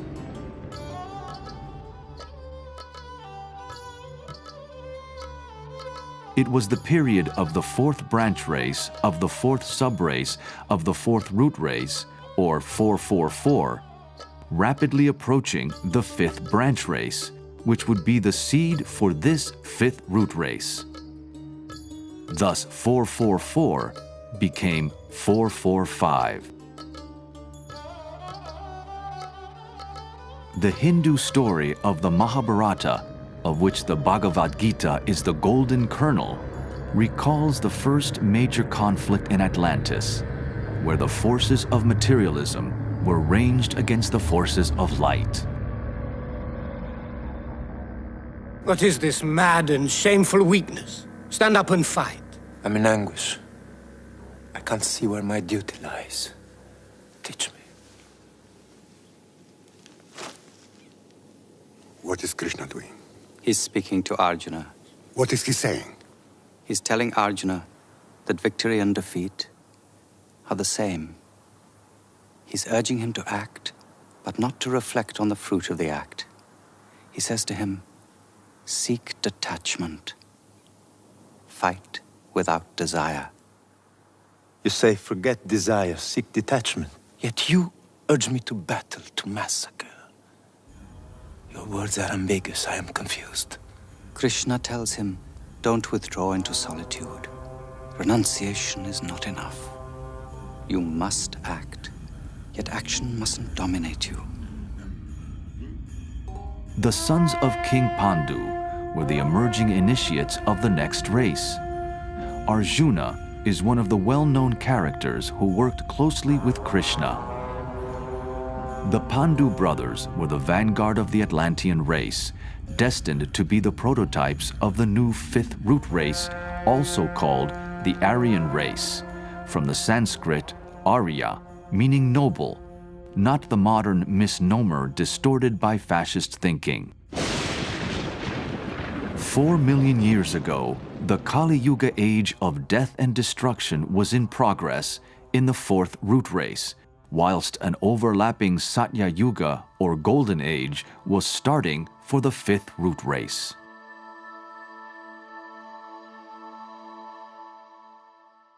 In the heart of action, you must remain free from all attachment. How can I put into practice what you are demanding of me? The mind is capricious, unstable. It's evasive, feverish, turbulent, tenacious. It's harder to subdue than taming the wind. You must learn to see with the same eye a mound of earth and a heap of gold, a cow and a sage, a dog and the man who eats the dog. There's another intelligence beyond the mind.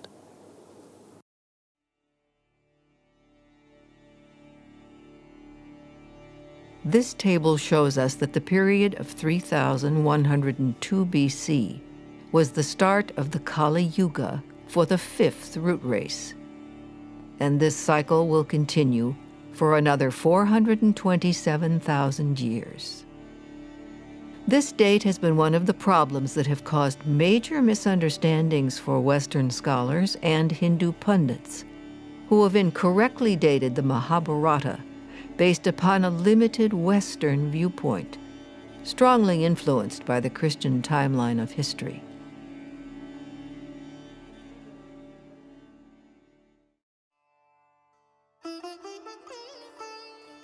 Arjuna's brother, Yudhishthira, symbolically opened the Kali Yuga era. He was an actual king who lived in 3102 years BC, but his name is associated with the Great Deluge at the time of the first sinking of Atlantis, around 4 million years ago, just after the finish of the Great War. Hence the confusion, as the esoteric teachings that are woven into the religious traditions are full of blinds and veils to protect the teaching from the profane. Again, because of cultural misconceptions over the centuries in both the East and the West, considering anything outside of several thousand years is a place few have wished to venture. At this critical juncture in the middle of the Atlantean race, initiates were emerging as candidates for the Golden Age or Satya Yuga of the 5th root race. They were in direct conflict with those who wanted to maintain their old ways of materialism, the acquisition of luxury, and the foulest sorceries. The majority of the Atlanteans pursued anything they desired and appropriated it. They were completely immersed in the darkest expression and distortions of their Kali Yuga period. According to the ancient scriptures, part of the Mahabharata war was fought in flying craft known as Vimana, today known as UFOs. This information can be found in the ancient Hindu text, the Vimanika Shastra. That technology, along with the knowledge of pyramid building and solar power, etc., has been in existence for a very long time. They were some of the gifts to the race alluded to earlier. After the war was fought, the first Atlantean flood engulfed the earth, resulting in a large portion of Atlantis sinking entirely beneath the sea. According to the doctrine of the secret sciences, both the war and the flood occurred about 4 million years ago.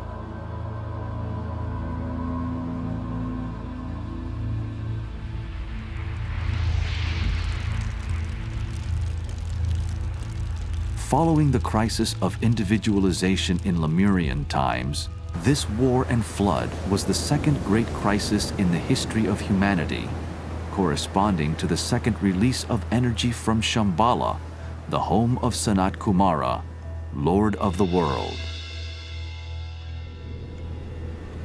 These impacts of energy have been called the Shambhala impacts and correspond closely to the essence of each root race.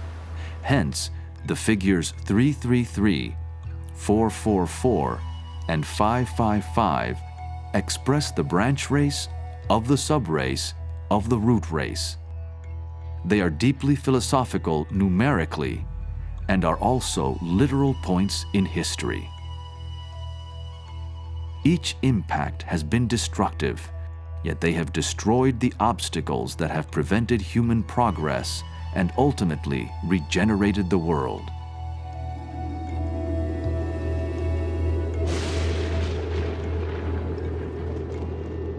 Whenever the history of the universal flood is told, the story of Noah is not very far away. No matter what tradition or by what name he is called, Nuha in the Hindu tradition or Noki in the Andean civilizations, Noah's story is allegorical, deeply symbolic, and literal.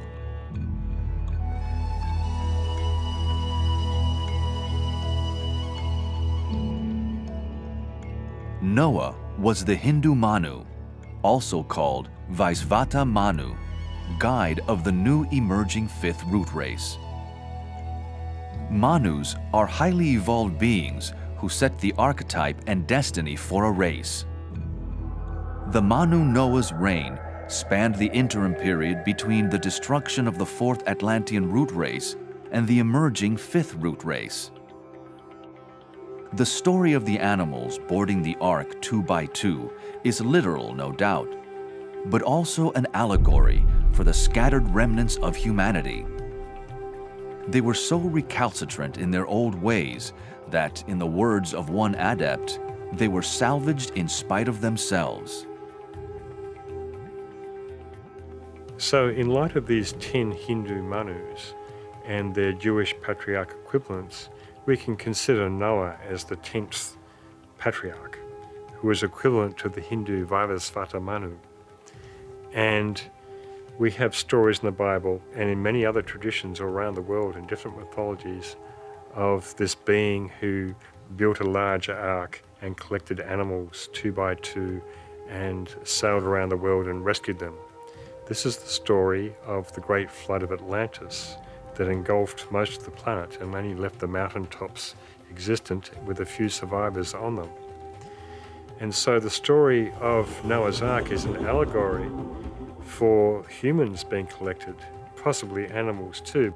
This being called Noah took all these remnants, or these animals, if you like, back to a location in the Himalayas where he basically bred them over a period of a few million years into a new race.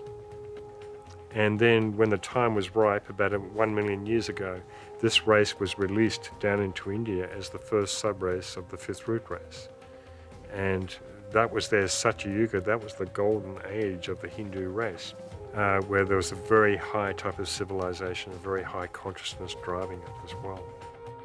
So you see this same kind of legend in South America where he's called Nuak, and the same type of story where he rescued the remnants of humanity.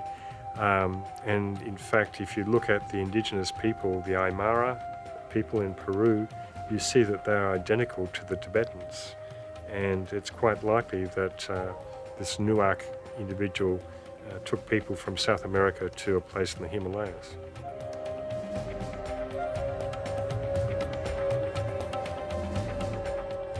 These various sub-races and branch races that survived the flood were rescued by Noah on the highest reaches of mountains, where refuge had been found from the extraordinarily high floods that covered the entire planet. Over a period of a few million years, a synthesis of races was created, eventually to become the first Hindu subrace of the fifth root race. This race emerged about 1 million years ago in India. Again, incredulous viewers may find their traditional interpretation of history challenged by the wide disparity in time between the currently accepted date of 2,500 years BC for the Hindu civilization and 1 million years. There were 3 more Atlantean floods up until relatively recently. This has become a source of confusion for scholars chronologically, mistaking Plato's Atlantis as the only Atlantis and the only sinking, when in fact, the sinking of the various continents and islands of Atlantis spanned approximately 4 million years.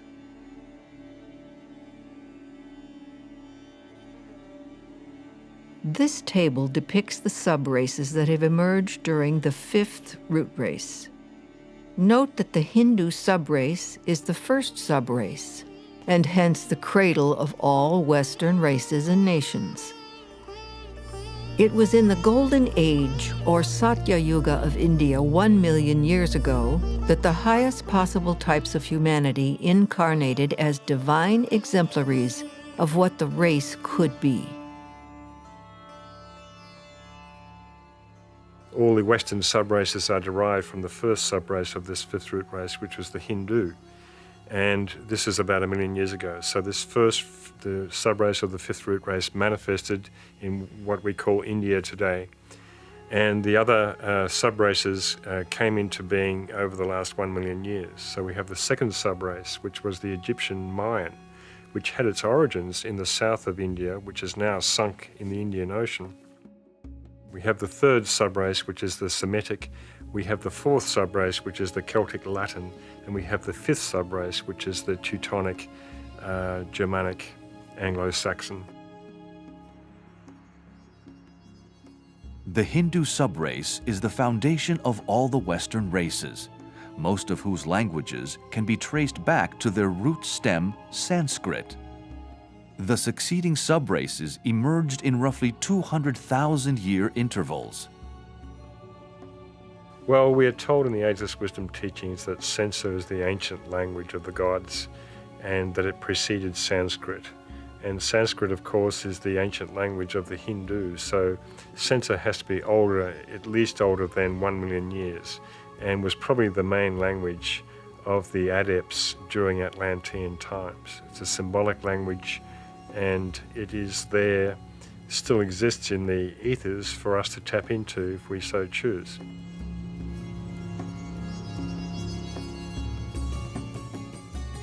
The genesis of the Egyptians and Mayans is very ancient, no less than 860,000 years ago. Both groups came from a now sunken part of southern India, the ancient Tamil Nadu, of which Sri Lanka is the remnant. They traveled at the time of the Second Atlantean submersion, finding their way to Ethiopia and Guatemala respectively. Hence the similarity of their esoteric knowledge, rituals, architecture, art, pyramids, astronomy, customs, etc., not only with one another, but also with Mother India. Both groups acted as a bridge between the old Atlantean races and the new fifth root race, though strictly speaking, in consciousness, they were of the fifth root race. Nevertheless, their genesis goes back a long way into Atlantean history.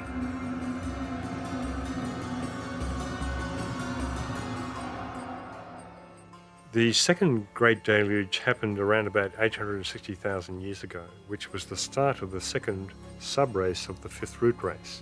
The Egyptians went to what is now known as Ethiopia and gradually worked their way down the Nile over hundreds of thousands of years, and the Mayans went further to Guatemala. And again, we have these language keys to tracing these civilizations. For instance, there are many words used in the Mayan language which resemble words in the language of Sri Lanka.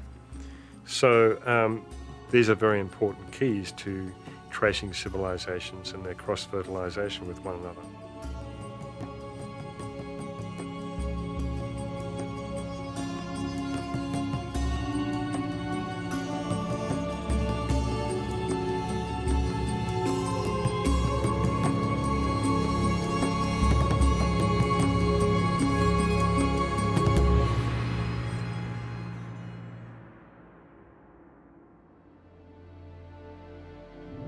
In that second deluge of Atlantis, apparently most of the Atlantean giants met their watery fate. They were wiped off the face of the earth, and a lot of these giants had great magical powers and wreaked a lot of destruction over a long period of time. The third deluge happened around about 270,000 years ago, and the fourth and final deluge of Atlantis happened with the sinking of Poseidonus, the last island that remained just out of the so-called Pillars of Hercules near the Mediterranean. And this last sinking of the cycles occurred around about 13,000 years ago.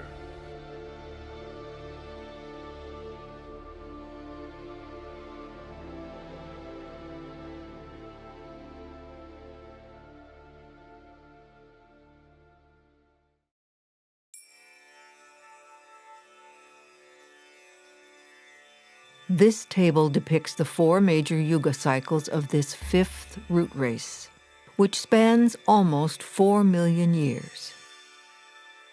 The corresponding ages as they were known in Greece are displayed, as well as the durations of these cycles with their respective manus, divine archetypes of the race. Note the being called Asura Maya, intimately associated with the Mayans, and source of the most hidden knowledge regarding astronomy, astrology, and cycles.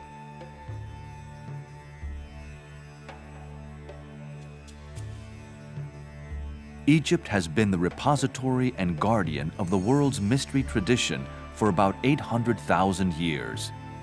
Pyramid technology had been around for millions of years before that, as has the science of astronomy, going back at least 3.24 million years into the Atlantean period.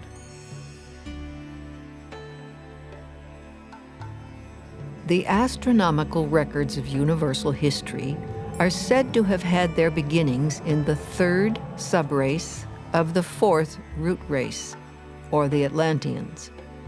Ancient knowledge demonstrates that even since the time of the regular establishment of the zodiacal calculations in Egypt, the poles have been thrice inverted. Occult lore states that the poles are inverted every 1,080,000 years. Likewise, other popular subjects of researchers have invaluable clues, such as Stonehenge. Archaic records show the initiates of the 2nd subrace of the 5th root race, moving from one land to the other for the purpose of supervising the building of menhirs and dolmens, of colossal zodiacs in stone. The fact of their crossing from France to Great Britain by land may give an idea of the date when such a journey could have been performed on terra firma.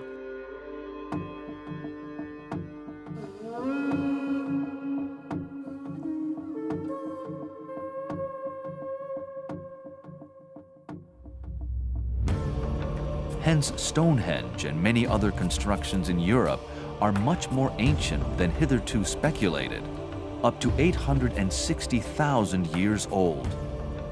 Note also that these enormous structures were erected partly through the brute strength of the giants of that race. Had there been no giants to move about such colossal rocks, there could never have been a Stonehenge, a Karnak in Brittany, France, and other such cyclopean sculptures. If there had not been such a thing as magic, there could never have been so many witnesses to oracular and speaking stones. Magic here also refers to the utilization of the science of sound to erect those structures. In the near future, there will be seen the reappearance of the faculty of the Lemurians and early Atlanteans to raise great masses, this time on a higher turn of the evolutionary spiral.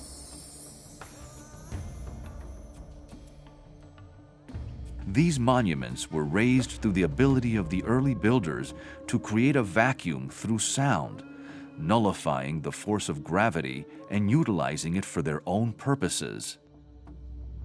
This fact is elsewhere corroborated in many parts of the world, where stories abound of priests who used mantrams or harmonious chants to raise huge weights effortlessly.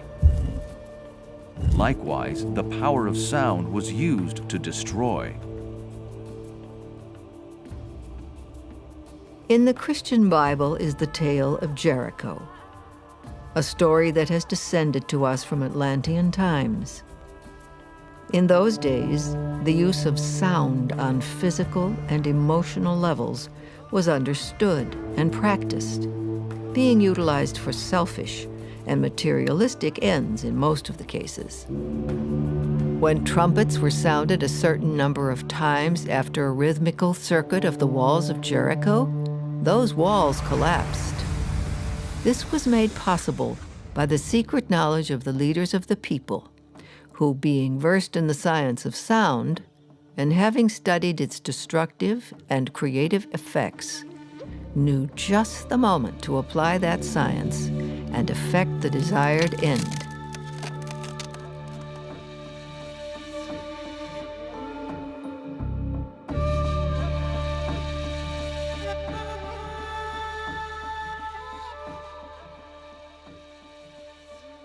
Megalithic sites are very important for tracing the hidden history of humanity and all the civilizations that have come and gone.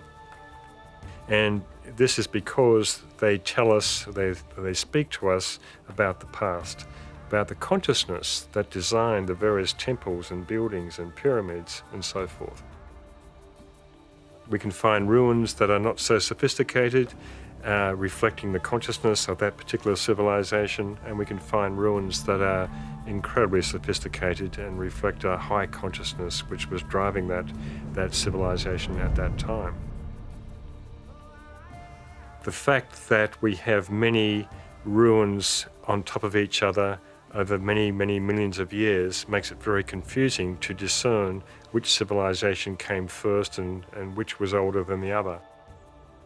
And so the Hidden History of Humanity project is about establishing or re-establishing the correct chronology for human evolution, because this human evolution is essentially the story of the human soul and the unfoldment of consciousness since that period back in Lemuria 21.5 million years ago, when individualization occurred.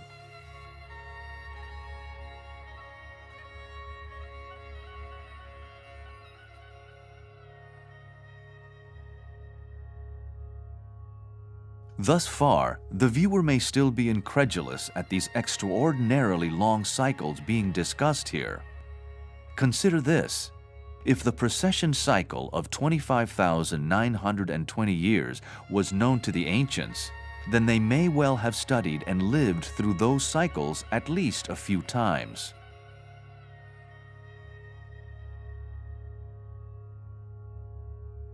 Pliny, the ancient Roman historian, writes that Epigenes attested to the fact that the Chaldeans preserved astral observations in inscriptions upon brick tiles, extending to a period of 720,000 years.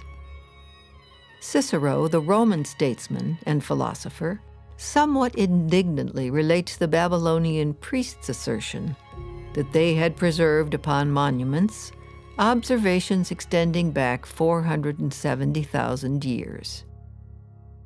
The Neoplatonist philosopher Simplicius, who lived in the 6th century AD, wrote that the Egyptians had kept astronomical observations and records for the past 630,000 years.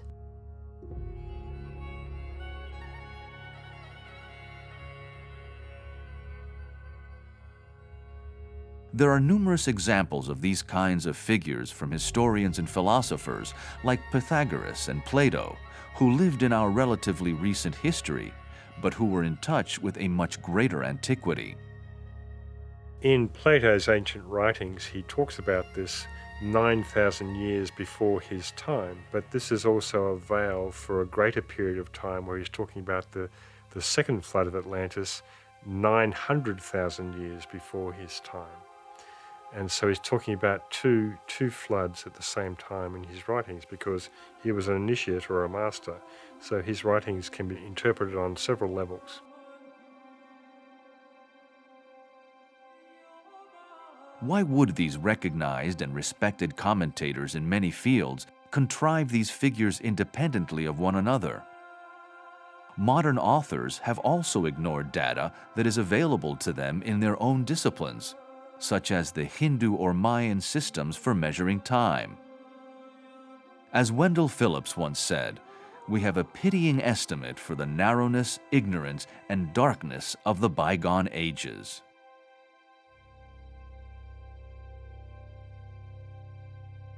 By ignoring the vast cycles of time discussed in the most ancient traditions of the East, mainstream and alternative investigators have arrived at dubious and far-fetched theories of dating history.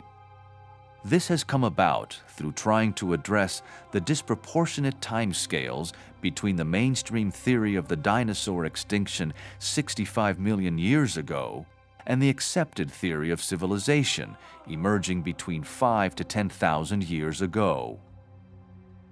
Hence, theories such as cataclysmic geology and crust slippage have been put forward over the past 100 years or more.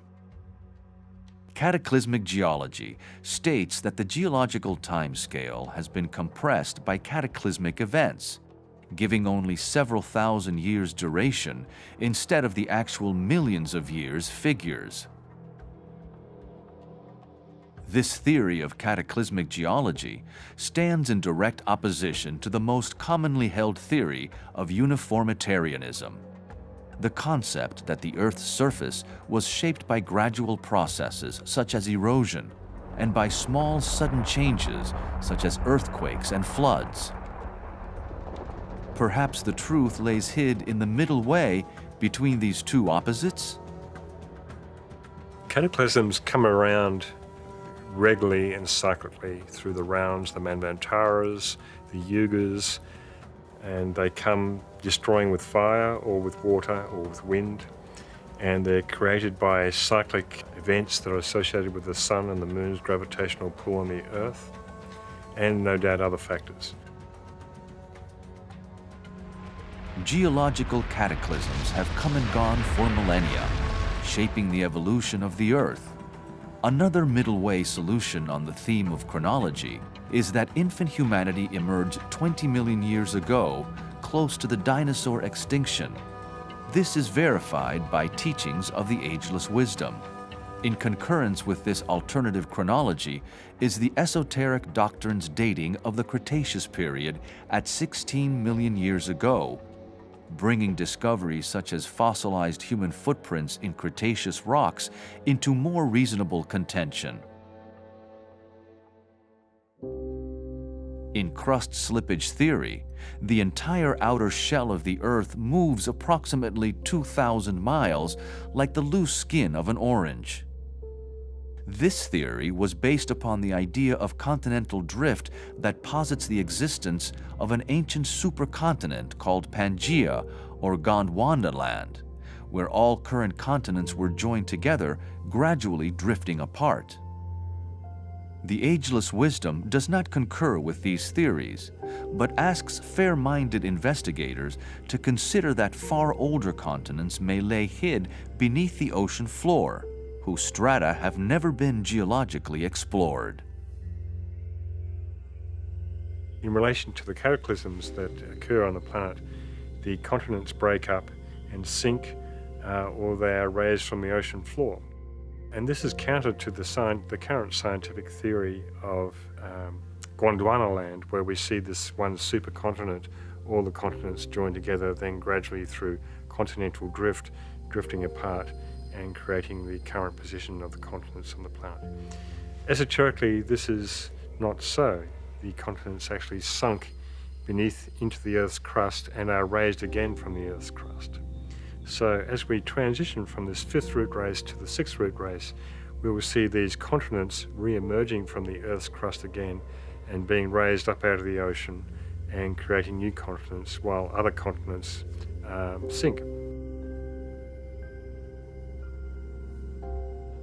Like Lemuria and Atlantis, today's continents have several times been submerged and then reappeared, bearing new groups of humanity and civilizations. Ancient earthquakes, floods, and volcanic eruptions caused continents to sink, just as future geological upheavals will cause those same continents again to disappear and re-emerge. But in the latter's case, not identical to their old forms. The one causal factor that has always been behind these periodical renovations of the Earth has been the varied rotation of the Earth on its axis, caused by the magnetic pull of the Sun and Moon. This has led to decreased velocity of rotation, causing the waters to flow toward the polar lands, submerging them, whilst new lands arise in the middle equatorial regions. Hence, these periodic solar and lunar influences flatten the globe around the equator, making it go down in some places and swell up in others. The swelling runs toward the extremities of the poles, hence new lands arise and old ones are sucked under. Related to the phenomenon of decreased axial rotation are periodic tilts of the Earth's axis that bring on ice ages and floods, creating exterminations of civilizations, flora, and fauna. These are not random occurrences, but as described in the science of cycles, follow a universal pattern that acts at the appointed time in strict accordance and harmony with karmic law.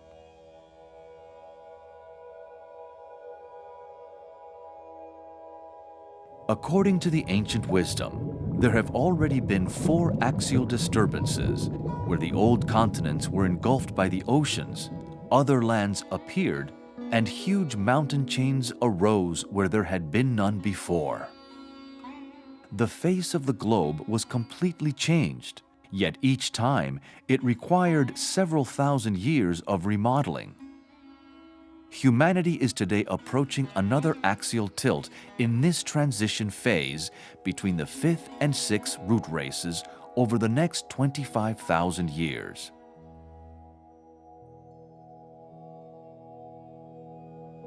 The esoteric doctrine states that another cause of Earth changes belongs to a grand cycle of 1,080,000 years where the planet is subjected to a complete physical revolution, resulting in the poles exchanging places.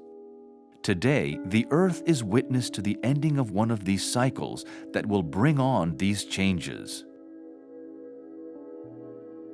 During this cycle, the poles slowly move toward the equator, whilst the tropical regions with their prolific flora and fauna move toward the poles.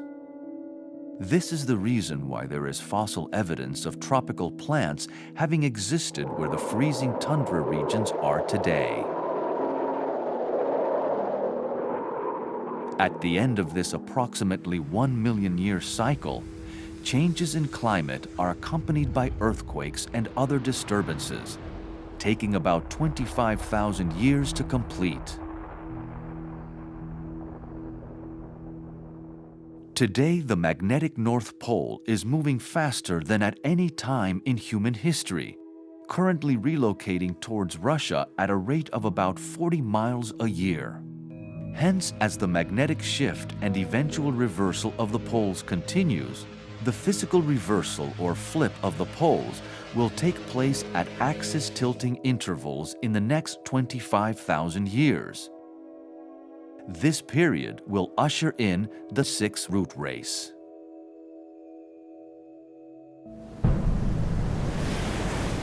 The 4th and final sinking of the Atlantean continents and islands was that of Poseidonus in 9,564 BC. Plato's description of Poseidon's fate as 9,000 years is a reference to this latter period for Plato's time, several centuries BC. But it is also a veiled reference to the aforementioned second major sinking of Atlantis, which took place nearly 900,000 years ago. Atlantis was not in one particular place, as many investigators seem to think. Its islands and continents were scattered around the globe. So ancient Atlantis was centered in the USA, where the USA is today, but it was scattered all over the globe. There was no one Atlantis to be found anywhere. where many books are written about this. Oh, I finally found Atlantis, but the author does not realize that Atlantis comprised many continents in the Atlantic Ocean, south of India, in the Pacific Ocean, and so forth. But we are told in the Ageless Wisdom teachings that the main continent, or the main hub of civilization of Atlantis, was centered in the USA. And so the North American Indians are actually remnants of the latter subraces of the fourth root race, of the Atlantean root race. Indeed, many of their rituals and customs are very similar to the Tibetan rituals and customs, and there have been several books written about this by academics. And so again, we have this connection. You know, there are various theories saying that they came over the land bridge in Alaska and so forth, but it more than likely has its origin with Noah and the ferrying of survivors to different parts of the world.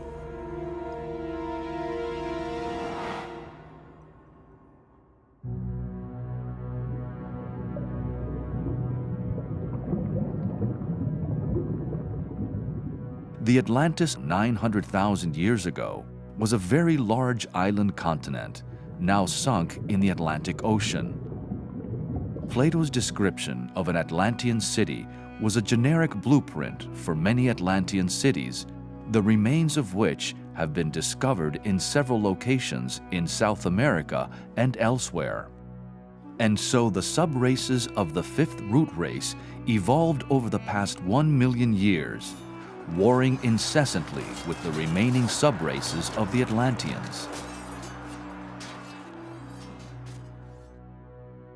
The Manu for the third subrace of the fifth root race was Abraham, founding father of the Jewish, Arab, and Afghani peoples. One character in Abraham's story was Ishmael, who represented the troublemaking capacity of the Atlantean consciousness. Note that the three major root races elapsed thus far, and the crises of humanity are reflected in the numerals 333, 444, and 555, depicting branch race, subrace, and root race. The three periods in this table represent the three initiations or expansions of consciousness, representing control over the physical, emotional, and mental bodies respectively throughout the elapsed three root races. They also represent three releases of intense spiritual power from the crown chakra of the world, Shambhala.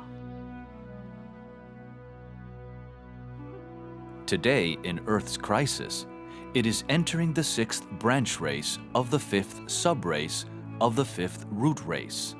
The sixth branch race is the seed for the coming sixth subrace, which will be the seed for the sixth root race, eventually based in South America over the next 25,000 years.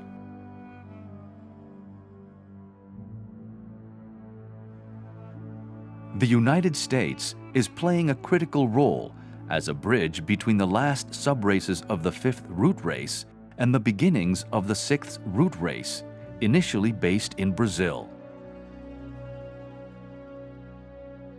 So in the USA, we have a melting pot of races. We have black, white, brown, yellow, you name it. And it's creating a new blend color-wise, and where they say everyone will be brown eventually. And this will be probably the case in the sixth root race as it emerges in the next 25,000 years in South America. But I'm sure there'll be certain ethnic types who will retain their particular archetypal colours and DNA and so forth. But essentially we're looking at the sixth root race as being a blend of all of humanity that has ever been. And this is a revolutionary idea because it's never happened before in the history of the planet.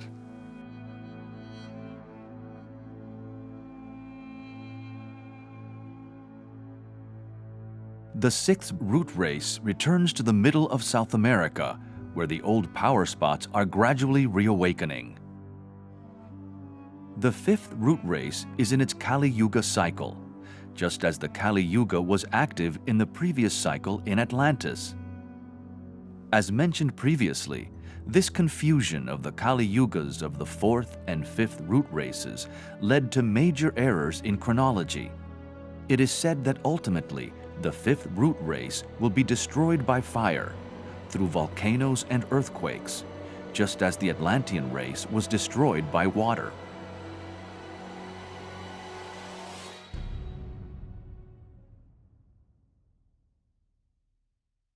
Humanity today finds itself going into the sixth root race from the fifth root race. And we find ourselves in a similar position as we did back in Atlantean times when humanity was transitioning from the fourth root race to the fifth root race. And humanity had to make a choice at that time whether to follow the way of light or to stay with the way of materialism. And this brought on the Great War at that time. And we find ourselves in a similar position today as we move into the sixth root race and with all the same type of challenges for humanity to discern.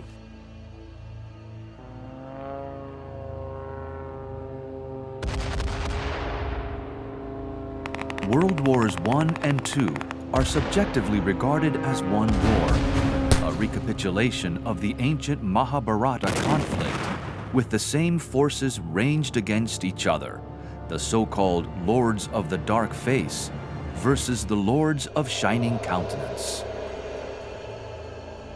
So it's important to understand today that we are in a third phase of the World War. It currently exists in the mental plane, but depending on humanity's choice, it could go to the physical plane as it did in World War I and II.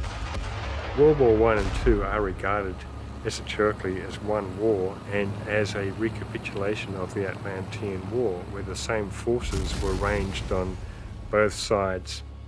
And this time, in World War I and II, the forces of light triumphed. The door where evil dwells, quote unquote, was sealed. But in the last 70 years since World War II, that door has drifted ajar somewhat, and the forces of materialism have refined and consolidated their position even more. So now we have this third phase of the World War that is raging upon the mental plane in terms of the world of ideas, ideologies, and so forth. And it is through conferencing, communications, politically, culturally, and so forth, that will bring about a resolution of this problem. But the point of least resistance, as it always has been for humanity, is to work it out on the physical plane through sheer force. And this is a real danger at the moment because the increasing Shambhala impacts, the increasing force of Shambhala, which we are told we had the fifth impact in the year 2000, is going directly to humanity, where hitherto had been veiled or filtered by the hierarchy. So the point of least resistance for humanity when they receive this Shambhala force is to use force, is the power of the will in its lower aspect. So these are the dangers we are facing, yet the hierarchy made a calculated risk to allow this Shambhala force to go directly to humanity because it's going to help speed up evolution and accelerate evolution.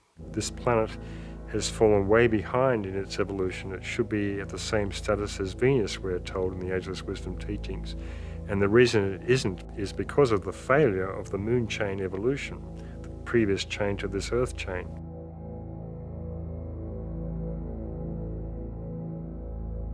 It is interesting to note also that the lost Atlantean technologies are starting to re-emerge once more in this day and age. Also, since World War II, UFOs have been very prominent. Hence, the world is only just emerging from this recapitulation period. It is now upon the upward swing of the pendulum, from the middle period of the root races, but also the halfway mark of the entire planetary scheme. The war between these opposing forces of materiality and light still rages upon the mental plane, as humanity finds its way through the darkness before the dawn, toward the approaching Aquarian cycle, reminding us of William Blake's immortal words, I will not cease from mental fight, nor shall my sword sleep in my hand.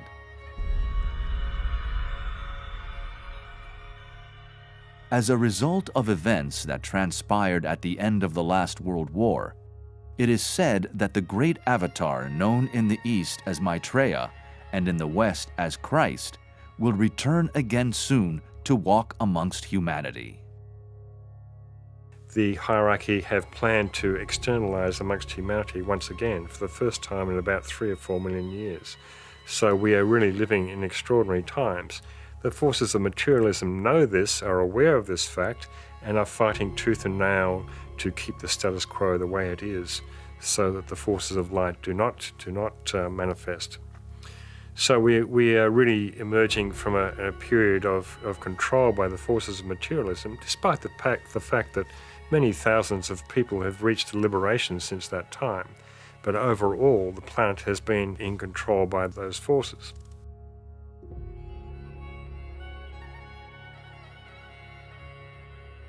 Why have the Mayans come to assume such prominence in popular thought in the past 50 years? We have been told that there will be an alignment with the galactic center, yet is the end and beginning of 2 26,000-year precession cycles. This will be taking place in Aquarius on the Greater Wheel, coinciding with the more well-known 2,160-year cycle in Aquarius on the Lesser Wheel.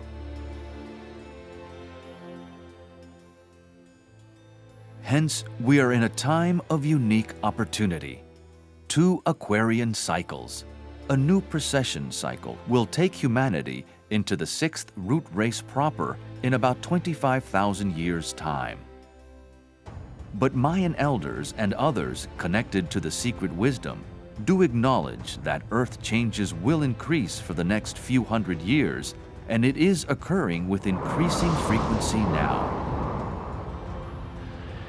Humanity regards these kind of events as material disasters, yet they have always been cyclic in nature and accompany the shift of consciousness from one race to another, just as there is usually a new continent that is raised for the new race.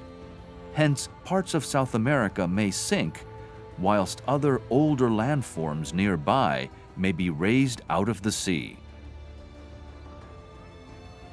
The Mayan tradition points the way to South America and its role for a reawakened Shambhala, from where the Ancient of Days or the Lord of the World will resume his watch for the 6th root race.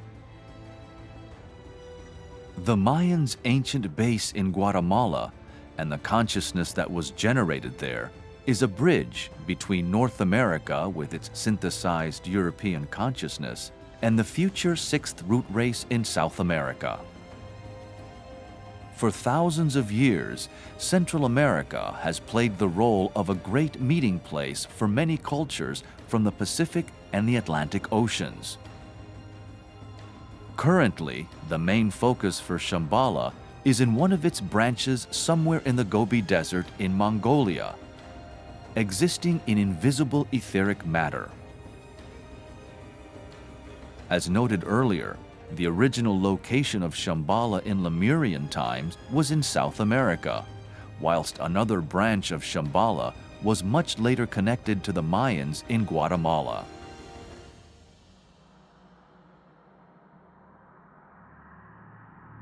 Hence, a full circle cycle approaches, where the focus of this planetary crown chakra we call Shambhala will shift to South America once more. Occult lore states that during this period, Britain will sink entirely, whilst a large chunk of California will disappear.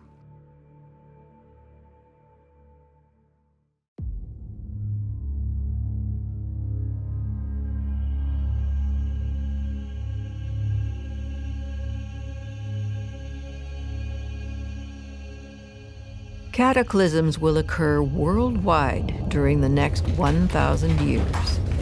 Continents will be shaken. Lands will be raised and submerged, culminating in the profound material disaster which will overtake the world towards the close of the 5th root race. This will usher in the infant 6th root race. Yet all of these events happen within naturally occurring cycles.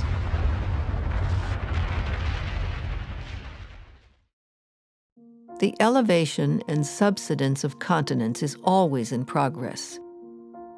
The whole coast of South America has been raised up 10 to 15 feet. The British Islands have been 4 times sunk beneath the ocean, and subsequently raised again and peopled. Within the last 5,000 or 6,000 years, the shores of Sweden, Denmark, and Norway have risen from 200 to 600 feet. In Scotland, there are raised beaches with outlying stacks and skerries surmounting the shore, now eroded by waves. The north of Europe is still rising from the sea, and South America presents the phenomenon of raised beaches of over 1,000 miles in length, now at a height varying from 100 to 1,300 feet above sea level.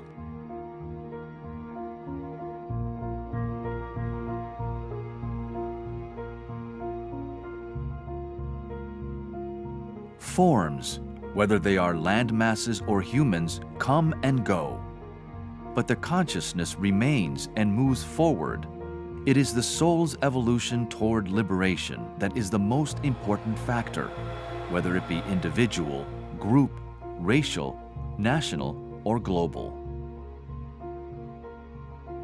The 6th root race is where the intuition will be developed and will express itself through the qualities of the heart and right human relationships. Humanity will reclaim knowledge of some of the lost Atlantean technologies, create new forms of music and art, as well as gain an understanding of the nature of the soul, reincarnation, and its true place in history. The Aquarian cycle will be an age of science, exoteric and esoteric, where the universal spiritual laws will come into a much closer alignment with our earthly laws, and a period of peace could well reign in the new Satya Yuga, or Golden Age.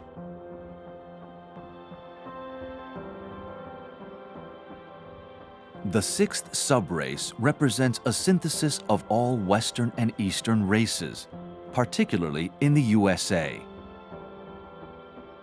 Note in the triangle diagram that one common denominator is the energy of the second ray of love wisdom as the soul ray of Britain and the USA and the personality ray of Brazil.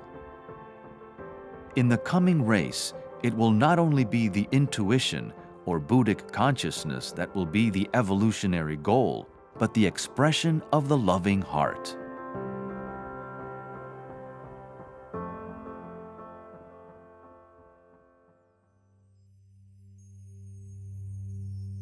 The nature of the soul is relationship, and the challenge for humanity is to demonstrate right human relations. It is one of the keys of the imminent Aquarian cycle.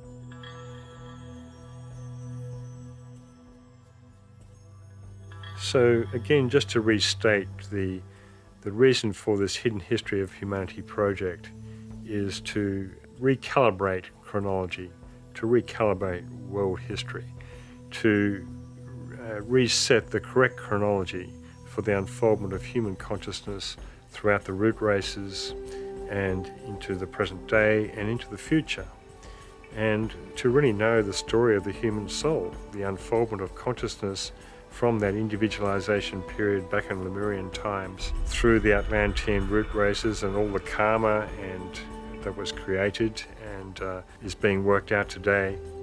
This can only be an empowering factor for humanity to help guide it into the new 6th root race which is emerging.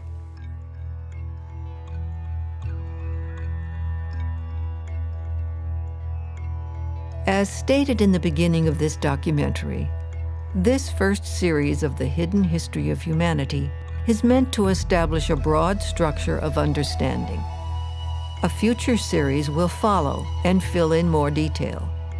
In the meantime, the viewer can visit the author's website or obtain various publications such as The Hidden History of Humanity, Volume 1, or The Shambhala Impacts. The possibility of discovering and understanding the origin of the human soul and its divine pedigree is imminent in our time. We stand before a doorway leading to planetary illumination upon the greatest mysteries of life, the hidden history of humanity.